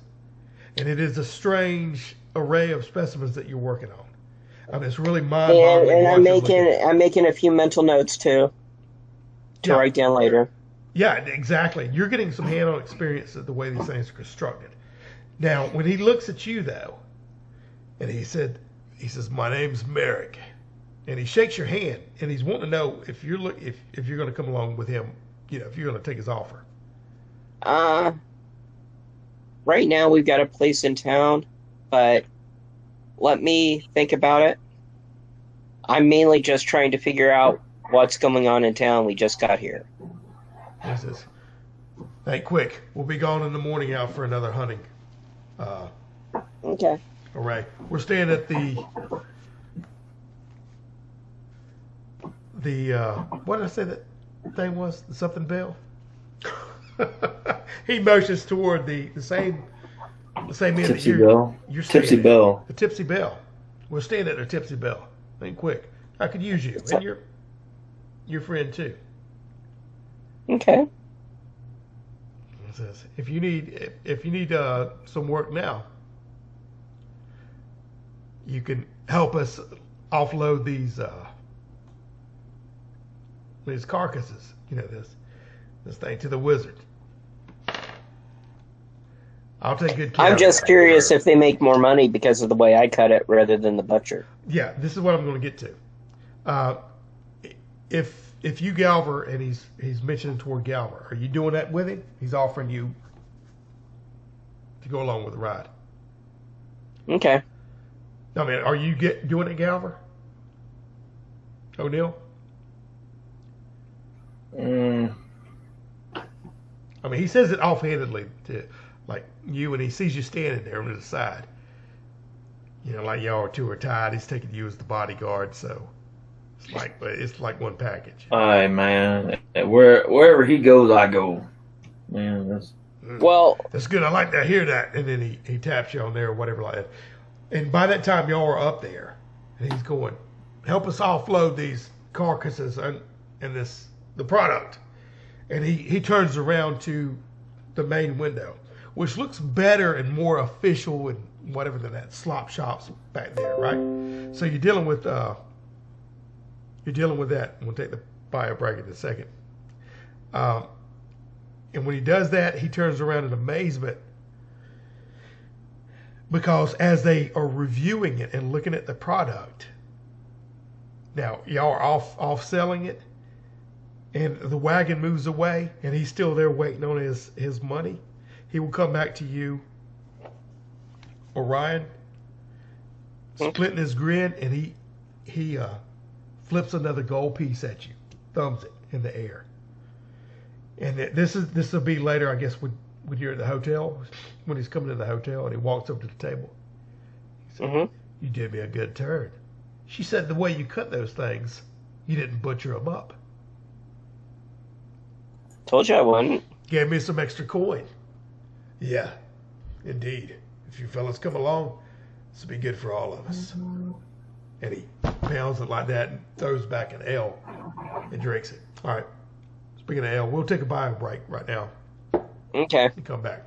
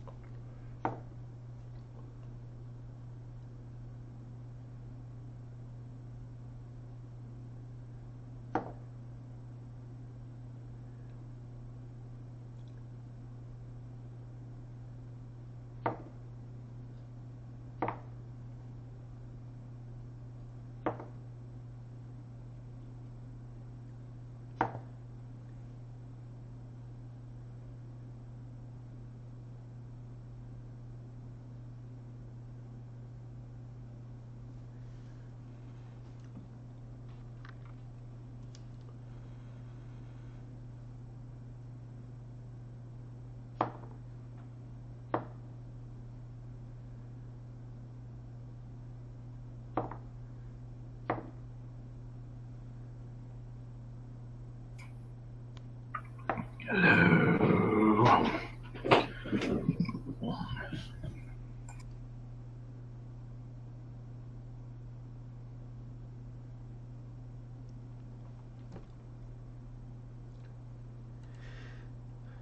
All right, all right, all right. I'm still here too. Oh, sweet.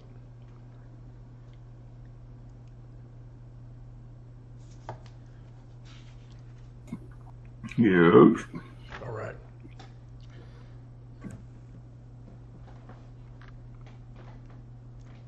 Okay. We ready?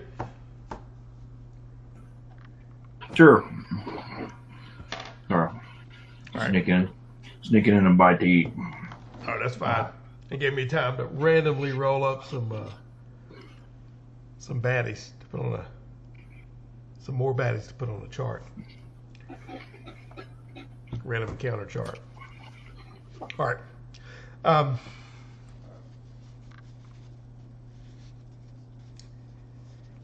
He's quite satisfied. There was some revelry, some drinking of ale, and some carousing and storytelling that night. Are you guys partaking in it? I would do a small part of it, but I would go and try to find an extra set of clothes that aren't as fine as mine, All right. because I would prefer not to keep getting mine all bloody. Okay. And I would find a way to break down some of this coin. Yeah, Because it sounds there's like actually a this is place smaller where you can do than- that. Here. At this place, you will have no problem, more than likely, finding what you need. So, Okay. you need a monetary house to trade out coins, that's fine. It's there. Okay. Even Well, different then, types from different countries. When I come back from my rather little shopping experience and getting some of my own alchemical-based supplies that I was looking for, All right. I return with a little bag, and I toss it to O'Neill's character, and when he opens it up, it basically has about 1 gold's worth in random coins. Gotcha. Okay. That way, he doesn't have to pull out the big stuff unless he needs to.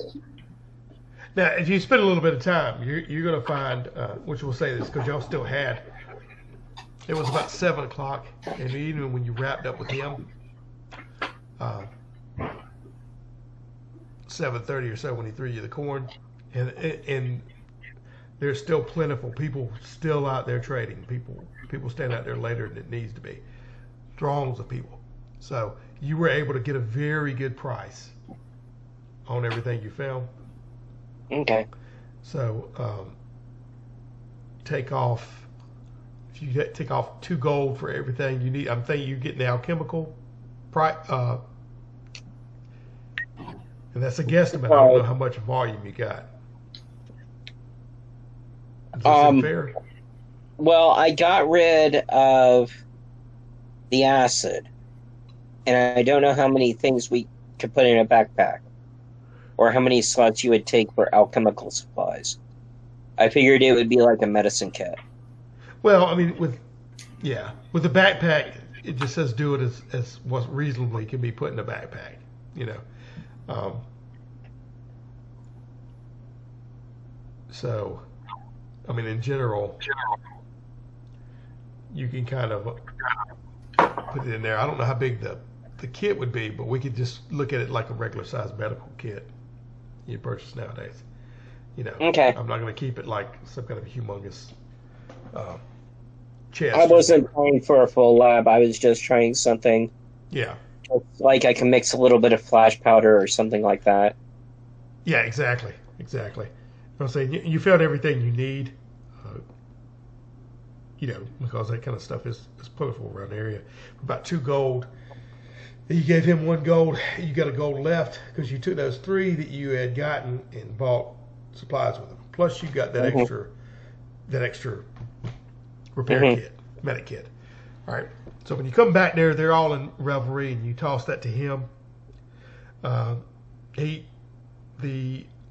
Merrick, the guy that introduced himself earlier, he's all jovial, a little bit sloshed.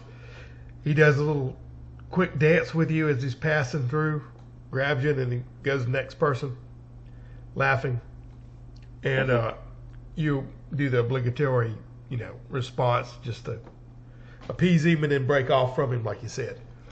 Now, as far as you, Galver, I guess you're there, and you're in the corner. Are you drinking when he tosses you this coinage?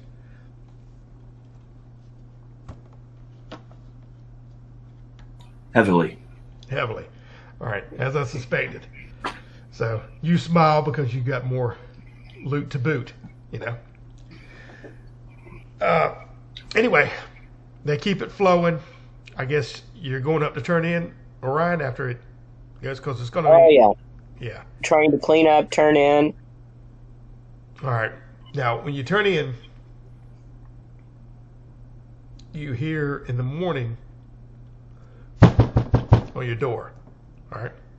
Is this the room? Are you sure it's the room? It has to be the room. And he's laughing and everything. You guys, get that loaded up out there. We got to get on the way. All right. And you're hearing this out in the hallway. So you're getting up. You hear it too. Then waking you up too, Galver. All right. They're up early. I mean, it's like 6 o'clock in the morning, and you don't know how they're doing this since they stayed up late. All right. As you guys come out with him, if you both get ready, he says, "Hurry up! We're gonna be loading up and leaving. As soon as we get our bows back, our arrows back from the Fletcher, get our supplies loaded. The guys are loading it up. We've got that damnable wagon cleaned out. We're ready to go. Head back out. Make some more coin." And he laughs and he walks out. And you hear his boots echoing down the stairs as he's going out. And then you hear the door slam. You hear Martha down there hustling around. "Good day to you, sir. Thank you for your business." All right. So you guys are getting ready and suiting yourself. The way he sounded, it wasn't going to take him no more than 30 minutes or so. 45 tops to get out of there. So he's saying it will wait for no man. There's plenty of fishers out there. It's going to be getting there. Plenty of hunters. You got to get it while it's ripe. So anyway, are you loading up with him? Yeah. I guess. Okay. I mean, if that's what you want to do. Very, very warily loading up with them. Okay. So you're dragging yourself up on there, and he looks at you up and down, and kind of punches you on the arm. Let's go get us some. Let's go get us some action. All right, and and then that horse starts pulling that wagon. He's the wagon master, it seems, and the rest of them are walking alongside it. He's letting you, Orion, climb up there with him. All right. He probably doesn't want me slowing him down. Well, he seems to be taking a shine to you, and he wants to know.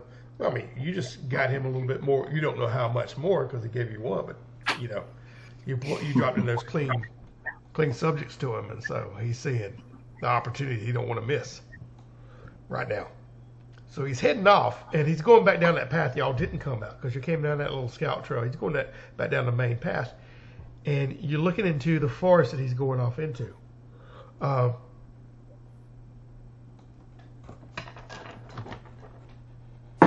It's early in the morning, and the sun is coming up, and it's casting shadows over the top foliage of that forest, right? And you're going down the hill as you see it. And it looks like the shadows are a little bit longer than they need to be. A little bit stretched and oblong and almost undulating across the top of the foliage. So it seems like they're moving independent of the trees. Like just when you're looking at it as you come down over the trick of the light or the eyes or whatever, that's what you kind of see. And he said, let's head back down into the Shadow Vale. And he goes down the hill. And he hears a click, and now my crossbow is setting on my lap. He kind of looks down at you, and he smiles. Best be prepared, right, my men? And he yells back to him, and they all give a hooray and start undoing their weaponry and pulling it at the ready as you guys enter the forest. You see a sign as you pass that said, "Here be monsters." So you're going in there, and the dark, shadowy aspects are playing with your vision. It looks like shadows dancing in the trees as you go in there, and sometimes even across the path and whatever like that. There's still light coming in different areas, but that's the trick of it because it's casting shadows as well whenever it comes in. Like I said, long shadows. So you hear almost a silence overcome the area. You don't notice it at first, but whenever you're creaking along, like you'll hear a little bit of silence, and it's kind of like muted, like the men walking and talking, and they've hushed up a little bit, but they're still talking and they're looking around. The deeper you go into the forest, they get a little bit more hushed.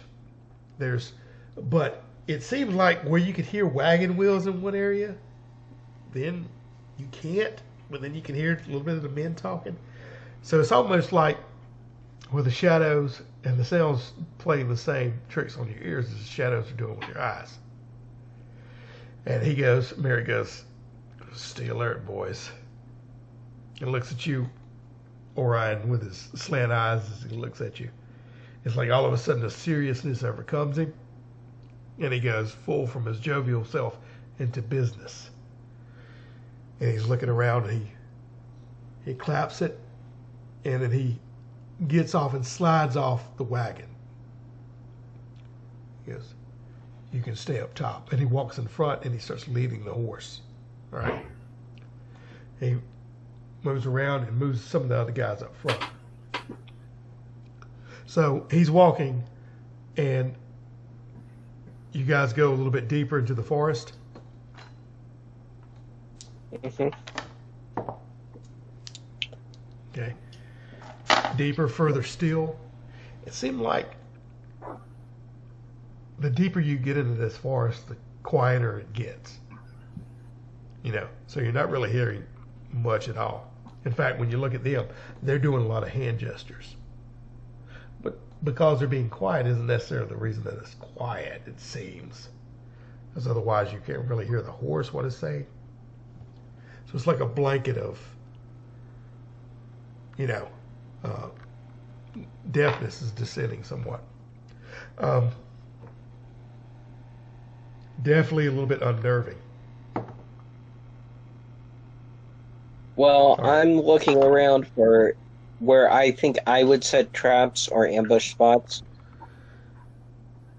Yeah. When you're looking around for that, and the road is starting to widen out a little bit, at least the path on it, because it goes through. What's strange that you've noticed, both of you, is that there will be sections of this forest, like the type of wood it is.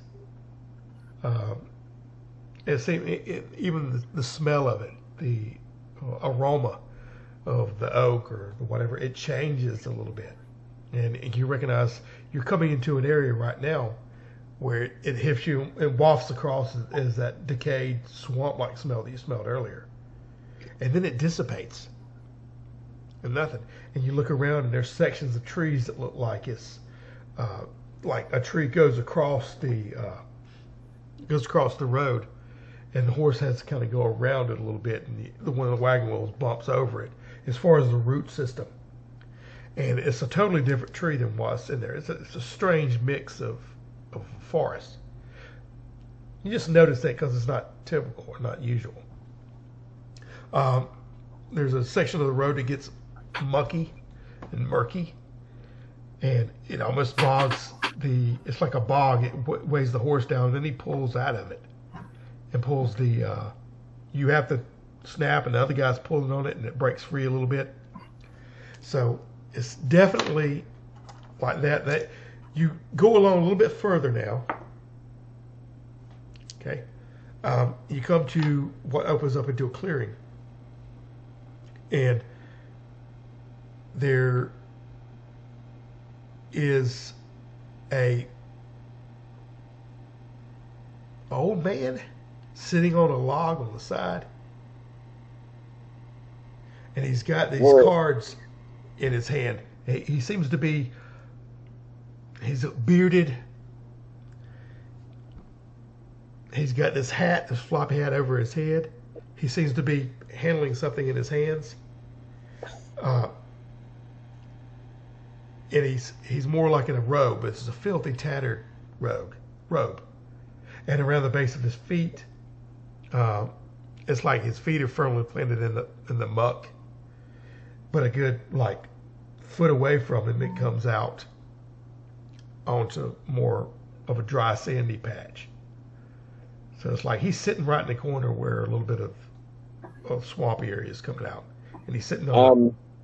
Back when we first started moving into this darkness, yeah, I would have pulled one of the 2 med kits that I've got on me out of my pack and just set it on the seat that our boss left.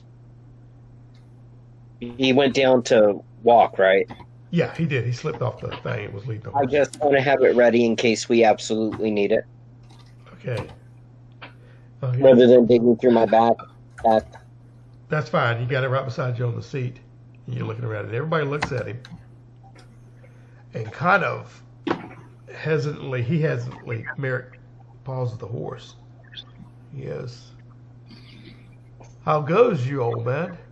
And then the old man looks up and he says, "I'm not old. I'm 37. And he looks at him and he's got this beard. And when you see the light being cast in through there, because it's like beams of light coming in at irregular angles all inside this forest. But it kind of lights up on his face. And it's incredibly ugly face. Shriveled and drawn up, kind of half cocked, one eye lower than the other. A teeth all in different directions. And he smiles and his tongue comes out between his teeth a little bit. And then he looks down and he goes, "Would you care for a game?" And he pulls out these cards. And he's almost like he's manipulating them in their hand, and the cards are rippling and going over. Very expert at cards. He goes, "Would you like to pick one?" And he beckons like that. It's just a game. With my with my expertise in sleight of hand, Yeah. does it look like he's trying to hide something? Like stacking the deck? I want you to roll for that with wisdom. Okay.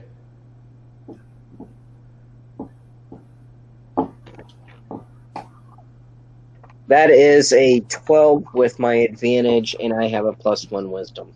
No, it doesn't look like he's stacking the deck.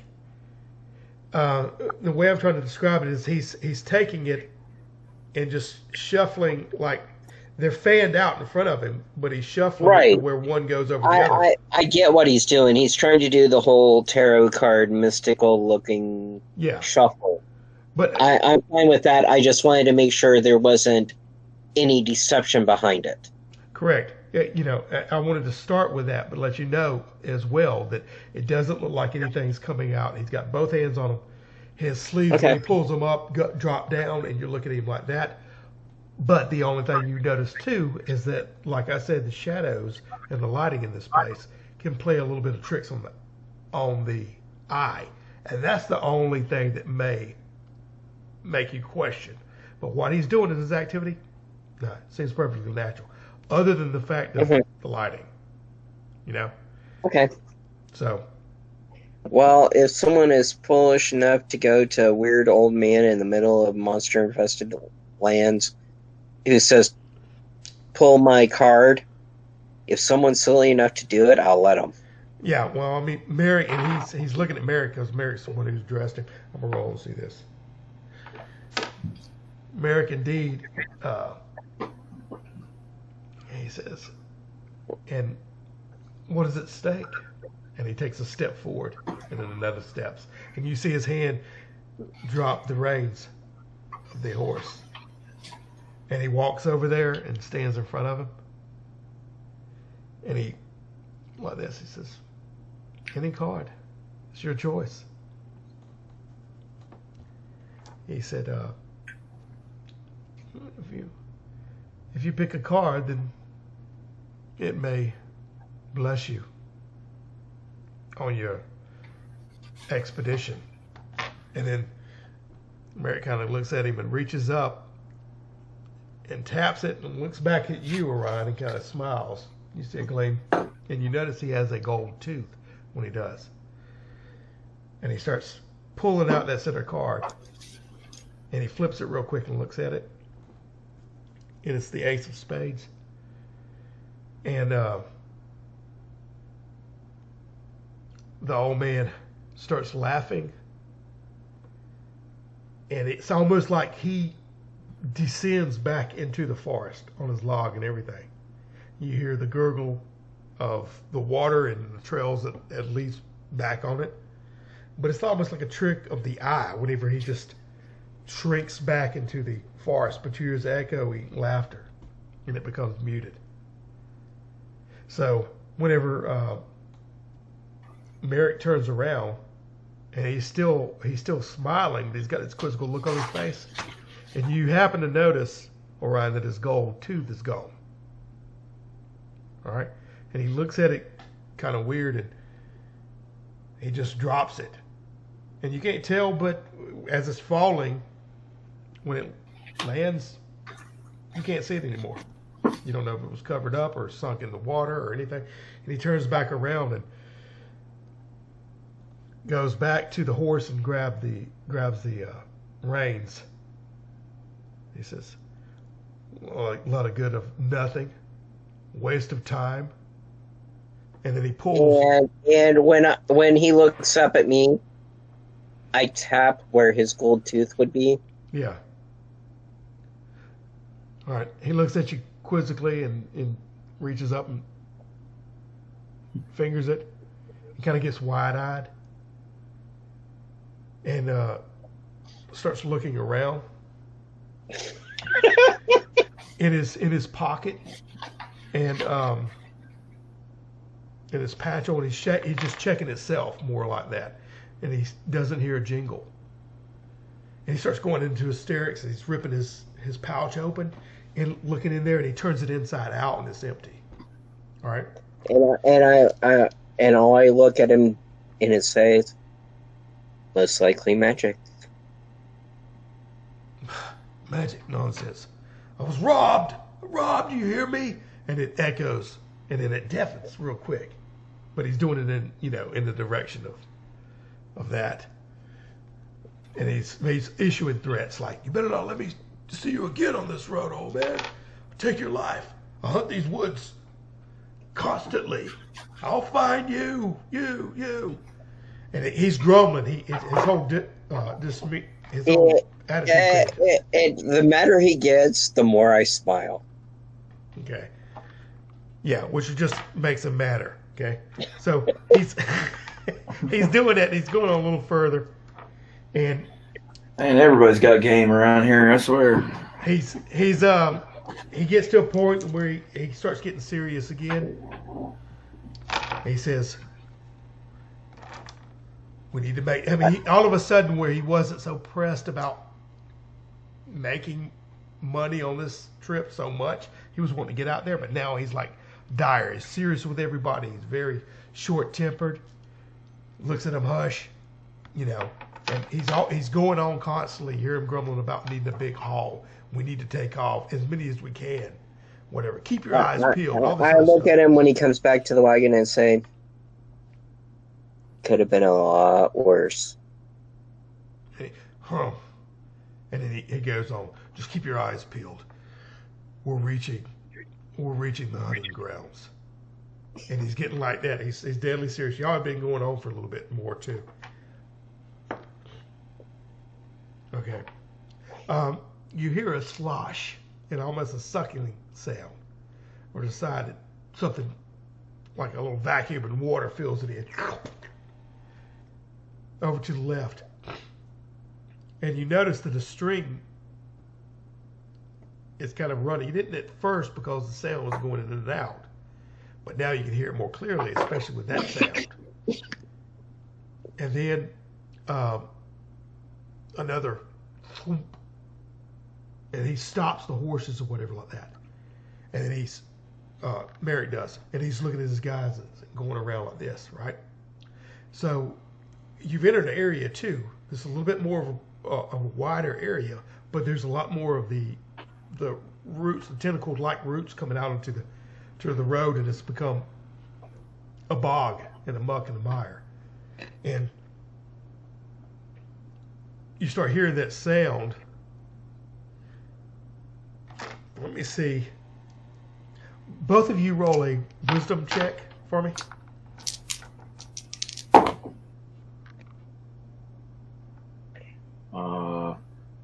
I do great or awful. 11. 11? Okay. And I got a 5. You got a 5? Okay. Well, this you're on that side of the wagon where you stopped and you've been walking, Galver. And you notice something. Like I said, the light's always playing and the shadows are always playing tricks on you. But you think you see something.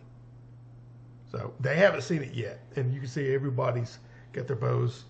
Try what you're seeing yourself, what you think you're seeing, is right beside the trunk of a tree, and it's one of those thickly trunked.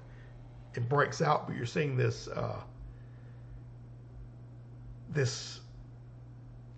it looks like it maybe a giant rat or some kind of a giant beast of that sort. It probably stands about, I'd say 2 foot, 2.5 foot maybe, that you see it up off the ground. It's got a hunched back and 4 legs coming down. It's almost like, you look from the side, and when you see that head turn and pivot, it's like it's quiet as all get out, and it looks at you, and it turns around, and the head's almost as big as the whole half of its body. But the whole body just stock still, and it turns around like some kind of a giant, weird Cheshire cat, and it looks at you. You can see it spread a smile across his face, and it's just staring directly at you. They're all hushed and toned and looking around and looking everywhere. It doesn't seem to be anybody has gotten sight of it, if it is indeed there. So that's what you're seeing. Whether or not you want to call to arms. I keep my battle axe ready, and I'm like, hey, I think I see it. Yeah, I don't know if I should move or not. Is this thing going to come after me? You're looking at it, and then it just turns around its head, and then it slowly just starts walking up that tree, like with its two long arms. And it's going up the tree, but at a slower rate, right? So, anyway, that's what it's doing now. But you're telling the other guys, the guys beside you, two other guys, they're looking around. I'm gonna see if they catch. Okay, it glimpses to the side, and they see the form too, and you're kind of cueing them into where it is exactly, and it's coming into their sight too. They're freezing, and they're pulling back their arrows, and they let go. One of them does. By this time, everybody has seen y'all kind of grouped up and is going toward this area.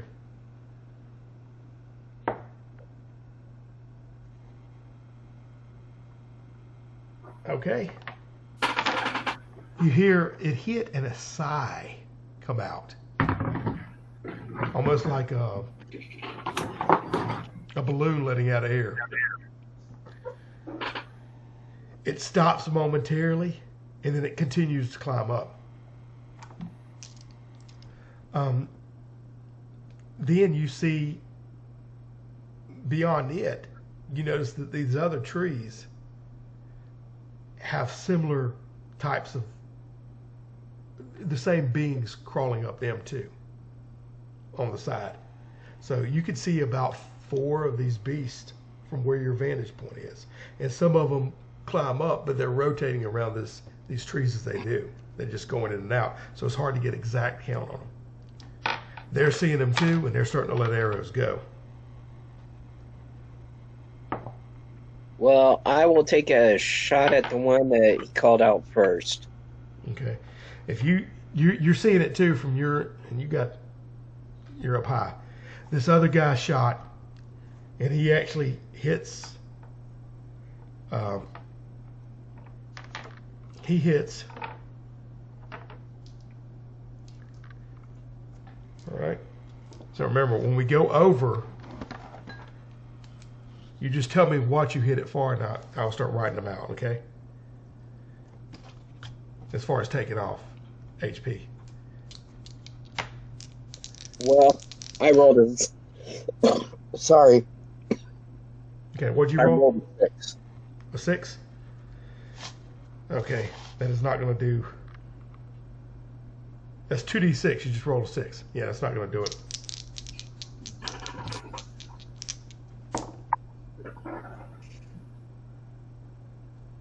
Okay, again, this is.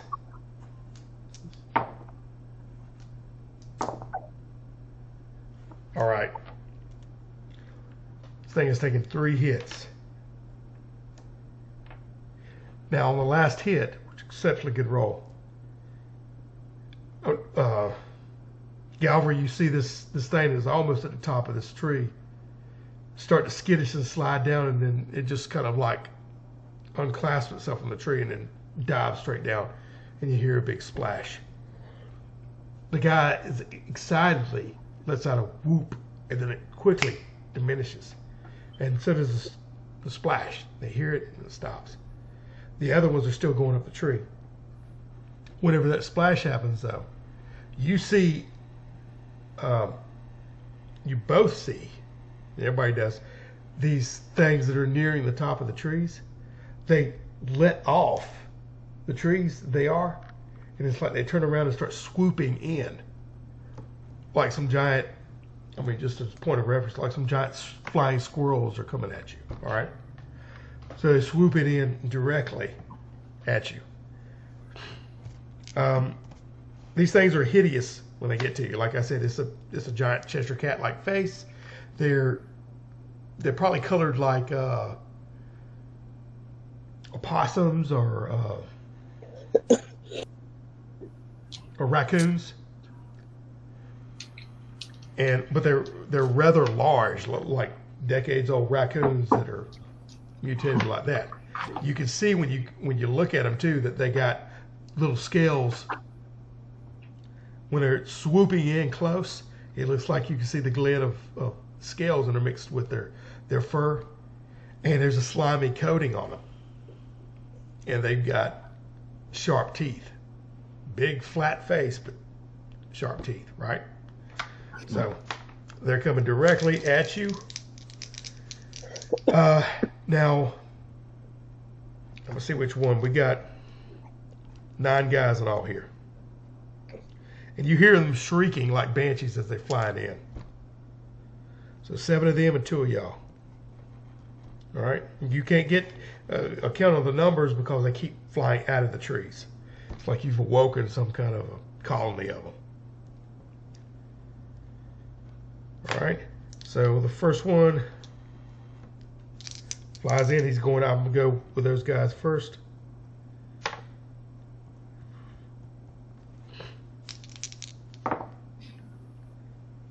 Oh, okay.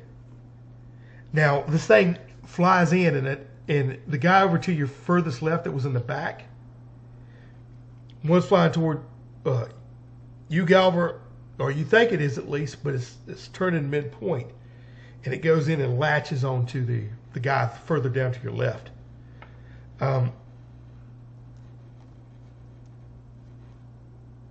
He gets hit, and you hear him scream, drop his bow, and this thing is latched onto his face, and he has hit the ground, and he's screaming, and he's got his hands on it trying to rip it off before it rips his face off.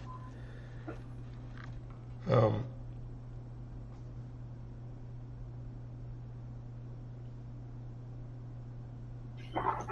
right, the next guy, hold on.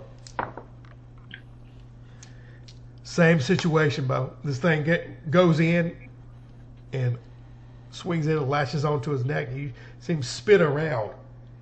And this thing is huge. It's about half the size of this man standing up, you know.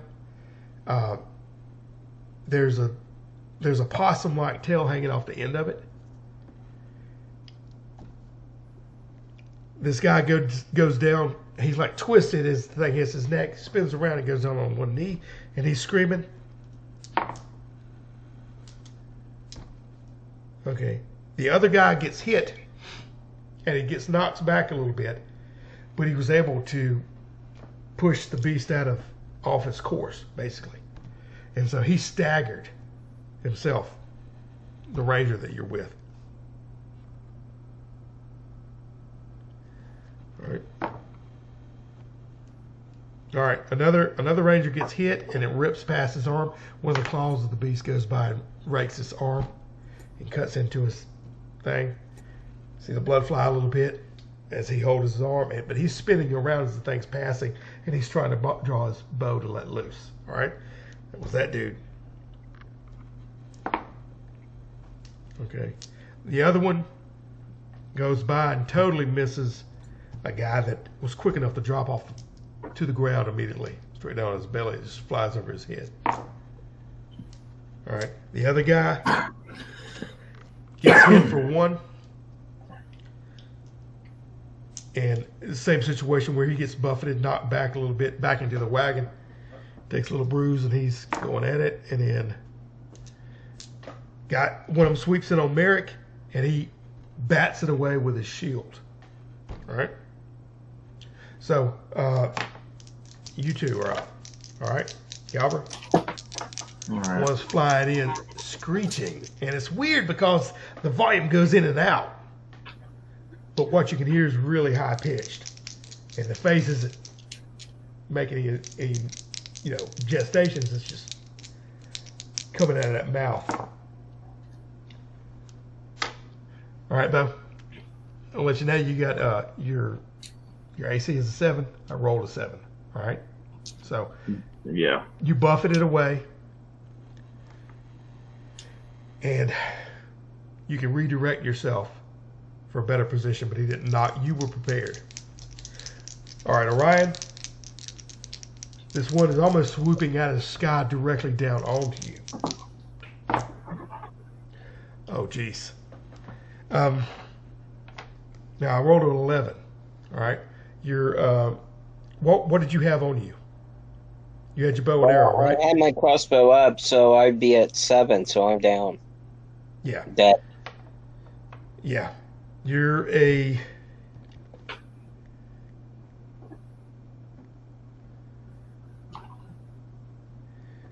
When it hits you, yeah, you just took 4 points of damage. Oh, jeez. Yeah, sorry to say it, bud, but when this thing swoops down and you had shot, but one was actually in a tree higher up that you didn't see the vantage point of it, and it came from the side and totally took you off that wagon. Almost lifted you up because your weight isn't all that much. Carried you, and it is down. It knocked you off that wagon, but it is down like a Tasmanian devil just ripping into you all over. And your clothes, what you're wearing, isn't really stopping its claw. It's reaching in with its teeth, and it's tearing your face off, basically. You're screaming, and then blackness comes over you. As you let your hands go of everything you had in them. Now you feel free to roll up another character real quick, or jump into one of the other NPCs, or even Merrick himself. All right, that's what happened there. As far as the rest of the guys, and you can generate one or jump in, whatever you want to do. Because I can insert you even if you're an extra guy that is a part of this party. So these guys are firing off. Yes.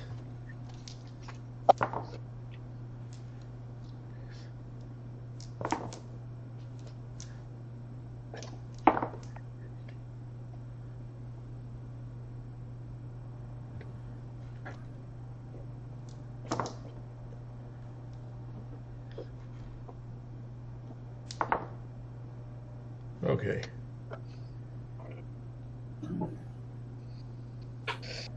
One of them, the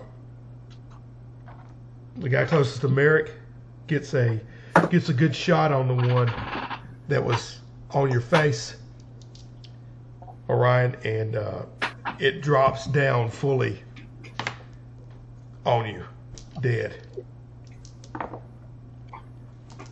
The other ones are all still circling like crazy bats around y'all. It's your turn, Galver. Just roll me 2D. Now you got a chance to turn around and get a bead on them or whatever, but so you're not stumbled. All right. Well, basically, I get myself to the ready, and I'm looking for the nearest one coming at me. Yeah. Well, I mean, right now, what would be the nearest one to you is the one that just passed you because it buffeted and you're turning around, so you got a good backdoor shot on him, Yeah. All right. He said he was still on top of the one guy there. Oh, yeah, you could hit him. He was down by your side. Yeah, he was going ahead. Yeah. So. Yeah. All right.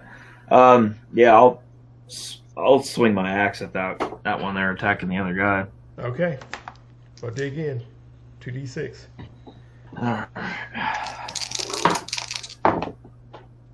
Dang. You got to add your +1. Yeah, that'd be 13, man. I got. Really? Dude, that's a crit with 2 6s. Yeah. A crit, 13. What I'm gonna do with the extra 1 is let you put it on the extra damage. Okay. All right. So, but anyway, heck, I think by that time you got. Yeah, you put him out. Whenever you hit him, it's like you explain to me how you kill him. Let's put it that way. Because that was the one on top of the other dude, right? Yeah, that dude's probably pretty much dead anyway. But yeah, basically, I'll just turn around and bring my axe overhead, come down and cleave him right in half. Carve into him. Yeah. Yeah. All right. This thing squeals and jerks and spasms and whatever like that, and you pull your axe free. The next bit. Now, John, if you want to take over one of the other characters or whatnot, you can. or roll up something. I'll just do an attack roll because he's going to attack no matter what. And that is a total on the dice of 8. Okay. 8? That's good. That's a hit. 1.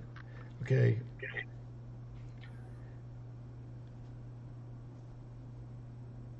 Now the one you hit,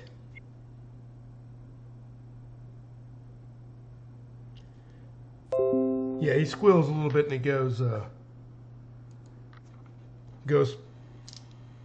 it's like you lobbed off one of his back paws. And then it does a hopping thing and gets right back into the air. Flies and latches onto a tree trunk and then starts skittering up around it like in a spiral type thing, trying to get on the other side of it. Now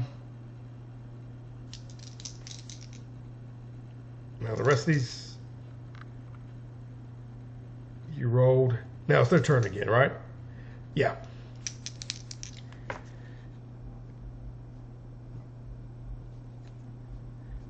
All right. You seem to be thinking even the one that went back there's 4 of these things left, including him, that you can see. And these high-pitched pops are going off everywhere around you. It's almost painful to the ears.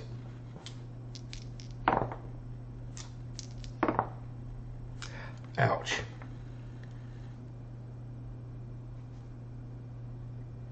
Okay. 3 of them dive in, and the third one, 2 of them miss 2 of the guys. The third one latches onto this other guy that had been standing up and fighting. When he had turned around to shoot another one hit his back. It's almost like it came down and latched onto his head and started to rise up, and it pulled him off his feet a little bit and came down, but the thing was still on his head and almost like crawling around his head like a tree trunk, eating his face off. So you see him kicking and screaming, and his body goes limp, and he's laying there in the mud and muck. All right.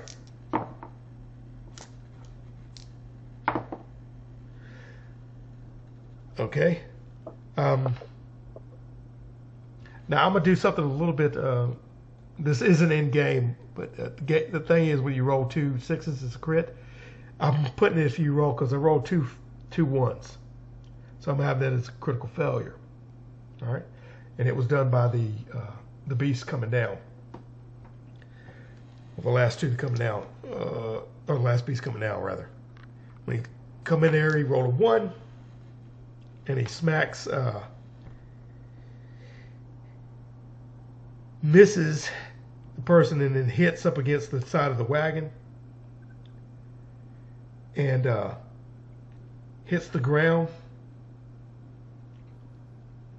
hits the rear where the horse is, hits the ground, and that horse starts rolling forward nervously, and that wagon wheel starts going over the body and pinning that beast. Okay. So that's where he is at right now. So, again, you turn around.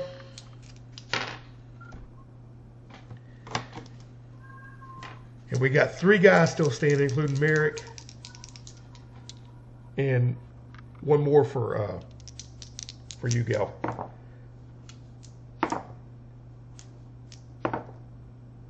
All right. All of them are hysterical right now, swinging their short swords or whatever like that they've unarmed because of all this right there, but they're missing them.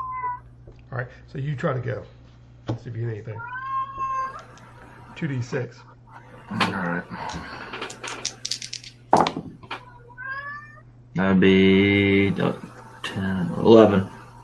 All right, 11.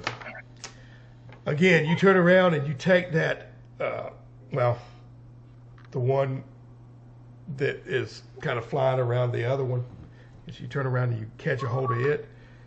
Explain to me how you're killing it. What does that look like? To grab a hold of it, just dig it straight to the ground, and just take my foot and just start stomping on its face. and pinning it. Yeah. Yeah. All right. The other one underneath that wagon wheel, because the horse was going back and forth, it kind of halfway pinned him. And it rolled back, and it's crawling off. You see it crawling off, and you'll see it at the corner of your eye slip into the water, the little swamp water of the edge, and goes back underneath it. And the rest of them have already relatched themselves to the trees and are kind of scampering up and going around it in a circular motion. Your party's laying there. Some of them are dead. You've got Merrick and 2 other guys alive. Your compatriot, Orion, is laying there, and when you kill that thing, it split and rolled off of his face, and his face is just shredded. I mean, it's like half of his jaw's taken off, and it's like that. His eyeballs are scratched and ate out. He's in no way gorgeous anymore. So, but his body's laying there, his weapons, his equipment, and everything else. So, Merrick is looking around exasperated, and he takes out this stone he has in his hands for some reason. He looks at it and he goes, "I knew you wasn't worth what they said you were. You're a lie." And he looks at the stone and he throws it and it goes into the swamp. Right? And he's walking around exasperated. He's looking over. He's walking over to his men. He's pilfering through and he's grabbing that and throwing the stuff back in there. He looks at the other 2 men and he goes, "Get the bodies." And then they start reaching over for their comrades. He goes, No, I mean the bodies. We got to make some money off this trip. We've already lost everybody. So get in there and fish them out. All right? So there are some that are already split up and laying on the ground. So they start taking these batcoons up, or whatever you want to call them, and loading them in the vehicle. So there are 5 of these things that they managed to, after about 45 minutes an hour, that they managed to fish out. All right. He's grumbling. He looks at you and expects you to do the same thing. So you're helping him do this, I'm assuming. Yeah, I'll help him load up some body or some of the animal corpses, but okay. Y'all are doing that, and he goes, and get whatever goods we have. Get whatever goods you can off the men. And that worthless fop over there is what he said. And he's pointing toward Orion that's laying there mangled. So the guy goes over there and starts fishing through his pockets and getting his stuff or whatever like that. And oh boy, Merrick is still grumpy. I mean, his demeanor hadn't changed from the time he got duped with that trick. So he's throwing it on there. And he's loading up the horse and he cracks the whip, and which automatically deadens it. He's turning that big wagon around and trying to head back in the direction he came. So he's Solomon Cross the whole time he's heading back. If you're just going along with him, that'll be it. If anybody grumbles or whatever like that, he's quick to shut them down. If they're trying to reminisce about their buddies or whatever, he shuts them down, tells them to be on their guard. Yeah. And if they see that old man, take his head. So he's really ticked. Anyway, finally you reach the edge of the forest. They've successfully pilfered everybody's body. Well, I'm taking Orion with me, no matter what. And I'm not leaving him behind. Okay. Now, if you do, Merrick was inside of his own thoughts and his grumblings. As long as things got done that needed to be done, he wasn't caring too much and he wasn't paying too much attention. Now, he counted that and he got in there. If you wanted to slip Orion on before y'all headed off, he hadn't been looking back. Yeah. You know what I mean? But he's been melancholy this whole trip. He ticked off. So he finally breaks out of there, and you have Orion, I guess, in the back. you're walking behind the thing, but you've thrown him in the thing with the Batcoons or what? Yeah. I've got him in the back with the Batcoons. At least. Okay, his body's intermixed with them, so maybe they can get a good price off his organs. Anyway, you finally break into the day, and then you blink your eyes because the shadows aren't. You gotten so used to shadows playing tricks on you and the lights, different shades and everything else. It was messing with your depth perception, a lot of it. So anyway, they make their way back up the hill, and the two guys that were sitting there, they do notice you. The two guards, they do notice you, and they, as he's passing through, and then they notice Orion, and one of them kind of, like that, and points to Orion and smiles, and looks at you, and winks, as you're going in there, and you hear the wagon kind of crick, it's going inside. I grab him by the throat. Okay, you grab him by the throat, and push him up against the thing. Yeah. Okay, he immediately freezes and, I didn't do nothing. What are you saying to him? You just looking at him? Just Staring the looking whole at time? him. Just looking at him intensely. Okay. If you finally let go or whatever, let him drop, he kind of slinks down a little bit and gets serious on you, and he's a coward. So Yeah. you going through the door and I guess follow them as they go in. Yeah.